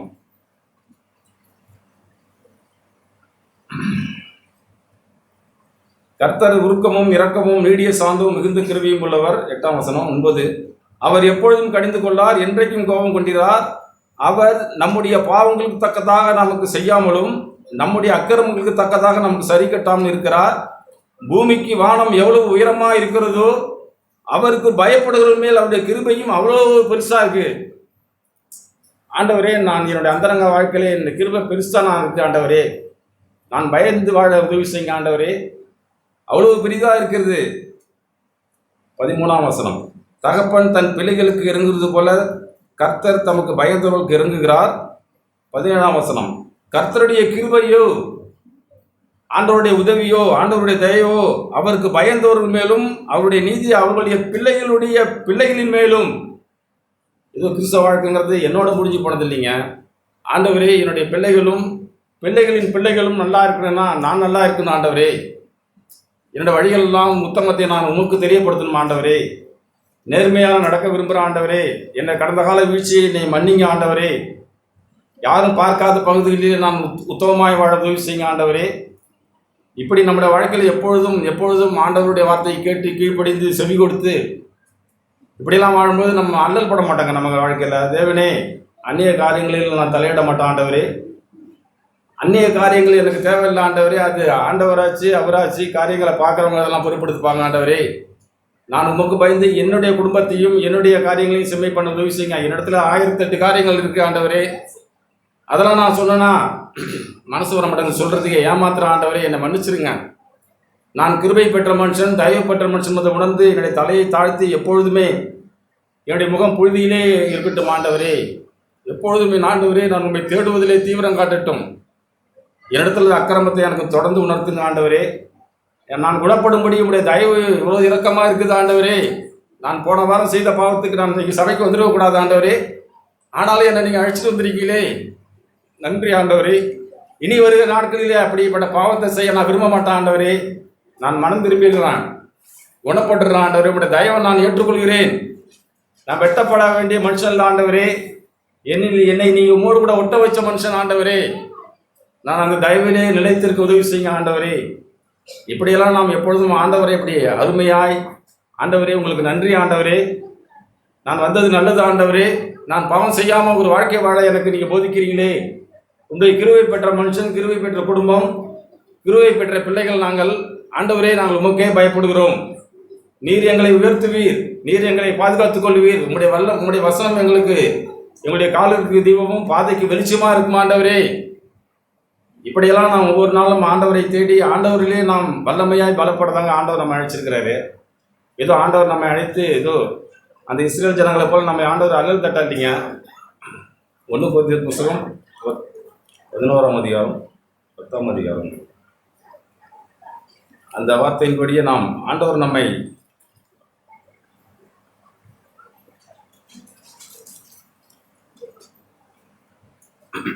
கொரிந்தியர் புத்தகம் 10ஆம் அதிகாரம். சகோதரரே, நீங்கள் எவைகளை அறிய வேண்டும் என்று இருக்கிறேன் என்றால், நம்முடைய பிதாக்கள் எல்லாரும் மேகத்துக்கு கீழாக இருந்தார்கள், எல்லாரும் சமுத்திரத்தின் வழியாக நடந்து வந்தார்கள், எல்லாரும் மோசைக்குள்ளாக மேகத்தினாலும் சமுத்திரத்தினாலும் ஞானஸ்தானப்பட்டார்கள். இப்படி எல்லா காரியங்களும் நடந்துகிட்டே வருது. அப்படி இருந்தும் 5ஆம் வசனம், அவர்களில் அதிகமான பேர்களுக்கு தேவன் பிரியமாய் இருந்ததில்லை. ஏன்னா அவங்க விசுவாசிக்கலைங்க. ஆண்டவர் கடலில் நடந்து போகிறாங்க, கடல் தண்ணி 2 பக்கமும் மதில் போல நிற்குது. கடல் தண்ணி, கடல் ரெண்டாய் பிரிஞ்சு மதில் போல தண்ணி நிற்கிது, ஜனங்கள் நடந்து போகிறாங்க. பின்னால் பார்வோன் திரட்டிக்கிட்டு வரான். கொஞ்ச நேரத்துலாம் மோசையை சொல்லி நீ கையை நீட்டுங்கிறாரு. அந்த எதிராளியை அந்த கடல் மூடி போடுது. இந்தாண்ட வந்த பிறகு சந்தோஷமாக ஆண்டவரை துதித்து பாடி ஆண்டவருடைய வல்லமை கண்ட ஜனங்கள் கொஞ்ச நேரத்துக்கெல்லாம் அவிசுவாசப்பட்டு அப்படி வாழ்ந்தாங்களே, அந்த ஜனங்கள் மேலே ஆண்டவர் பிரியப்படலிங்க. கண்டாங்க, நேரடியாக கண்டாங்க. அப்பம் வானத்திலிருந்து விழுந்ததை பொறுக்கி சாப்பிட்டாங்க, திருப்தியாக இருந்தாங்க, எவ்வளோ காரியங்கள் செய்தாங்க. அந்த ஜனங்கள் விசுவாசிக்கலை. 40 வருஷம் அவர்கள் சேதப்படாமல் தேவன் நடத்தி வந்தார். ஆனால் நம்முடைய வாழ்க்கையில் ஆண்டவரே, எந்த சூழ்நிலையிலும் நான் ஆண்டவரே உண்மை பின்பற்றி வர என்னை ஒப்புக் கொடுக்கிறேன். ஆண்டவரே, சூழ்நிலைகளை என்னை ஒன்றும் செய்யக்கூடாது. ஆண்டவரே, நீர் எனக்கு போதும். அந்த எலிசாவின் வேலைக்காரன் சொன்னது போல, எலிசா சொன்னது போல, உலகத்தின் உள்ளவனிலும் உங்களில் இருக்கிறவர் பெரியவராக இருக்கிறார். ஆமீன். உலகத்தில் எவ்வளோ அரசாங்க காரியங்கள் நடக்கட்டுங்க, அதையெல்லாம் விட என் ஆண்டவர் பெரியவர். ஆண்டவர் என்னையும் என் வீட்டையும் என்னுடைய எல்லா சூழ்நிலையும் வேலி எடுத்து பாதுகாத்து கொண்டிருக்கிறார். நீங்களும் நானும் பயப்படாமலும் கலங்காமலும் எனக்காக நீங்கள் உதவி செய்கிறீங்க. ஆண்டவரே, நான் சும்மா அமர்ந்திருந்து நீங்கள் செய்கிறத நான் அனுபவிக்க உதவி செய்யுங்க. நம் இருதயத்தில் ஒரு இலைப்பாறுதல் உண்டாயிடுங்க.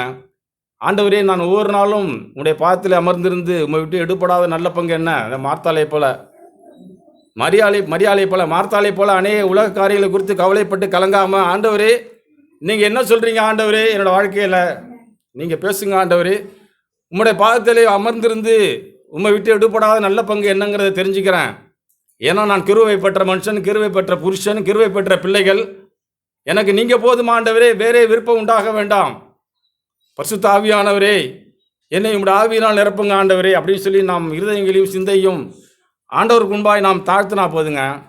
இப்படி இருதயத்திலே நொறுக்கப்பட்டு பணிந்து, ஆண்டவரே நீர் என்னுடைய எல்லை எங்கும் நீங்கள் என்னை பார்க்குறீங்க ஆண்டவரே, நான் புறம்பாக வாழ மாட்டேன் ஆண்டவரே, நேற்றைய வாழ்க்கையை நீங்கள் என்னை மறந்து என்னை மன்னிச்சுங்க ஆண்டவரே, இன்றைய வாழ்க்கை இணையிலிருந்தாவது நான் ஆண்டவரை மனம் திரும்பிடுறேன் ஆண்டவரே, உங்களோட தயவை நான் அல்லல் தட்டக்கூடாது ஆண்டவரே, கிறிஸ்து இயேசுவிலே நான் சிறப்பட என்னை அர்ப்பணிக்கிறேன்.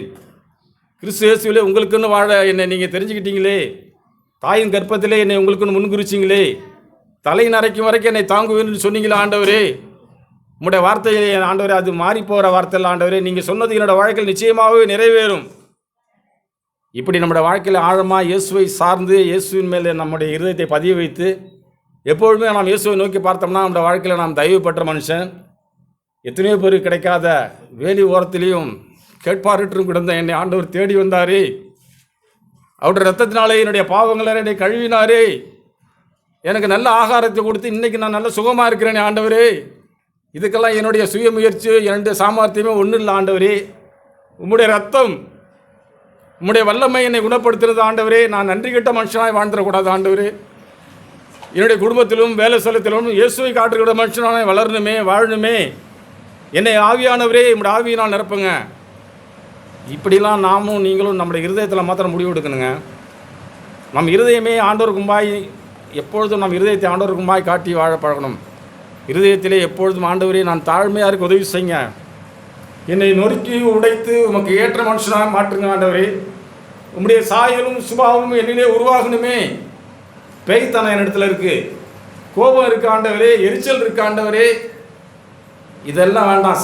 எல்லாவற்றையும் சகலவித கசப்பையும் சகலவித வஞ்சகத்தையும் சகலவித புறங்குறுதலையும் எல்லாவற்றையும் ஒழித்து விட என்னை பரிசுத்த ஆவியினால் நிரப்பிடுங்க ஆண்டவரே அப்படின்னு சொல்லி நாம் தாழ்த்தும் பொழுது தேவன் தம்முடைய வல்லமையினாலே நான் நிரப்புவாருங்க.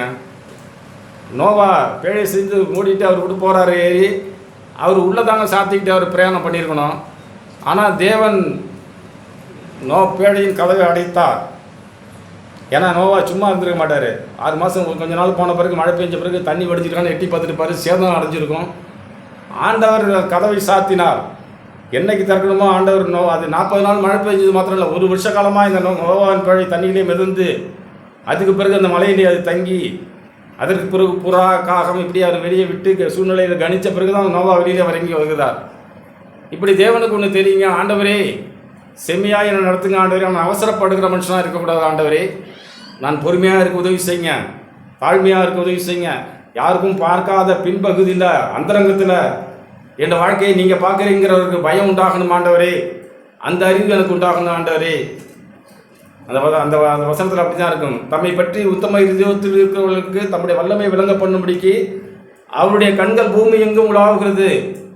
நான் அப்படிதான் கடந்த நாள் உணர்ந்த ஆண்டவரே, நான் பட்டு மனசும் மாம்சமும் விரும்பப்படி செய்யறதுக்கு நான் என் சரீரத்தை ஒப்பு கொடுத்தனா உம்முடைய கண்கள் என்னை பார்க்குங்கிற எனக்கு பயம் இல்லாமல் இருக்க ஆண்டவரே. யோபு எப்படி சொல்றாரு, தேவனுக்கு பயந்தவனும் பொல்லாப்புக்கு விலகுறமான மனுஷனாகி அவனை போல ஒருவன் வெளியில் சொன்னிக்கலாம் ஆண்டவரே. பொல்லாப்புன்னு தோன்றுகிறவனை விட்டு நான் விலகிடணுமே. உமக்கு விரோதமாய் பாவன் வருகிற என்னுடைய சிந்தையில் பாவன் வந்தால் அதை செய்யாமல் இருக்கணுமே ஆண்டவரே. இந்த விஷயத்தில் நான் மதி இல்லாமல் இருக்கிறேன் ஆண்டவரே. என்னை நீங்கள் தள்ளி போட்டுறாதீங்க, தொடர்ந்து என்னை கண்காணிங்க ஆண்டவரே. இப்படி வல்லமை என் மேல் விளங்க என்னை கழுவிக்கொள்ள நீங்கள் உதவி செய்யுங்க. அப்படி என்று சொல்லி நாம் நம்முடைய சூழ்நிலையின் மத்தியில் நாம் ஆண்டவருக்கு உண்மையாக இருப்போம். தேவன் நம்ம ஒவ்வொருக்கும் வேண்டிய உதவிகளை பரத்திலிருந்து ஆண்டவர் அருள் செய்வாராக. ஆமென்.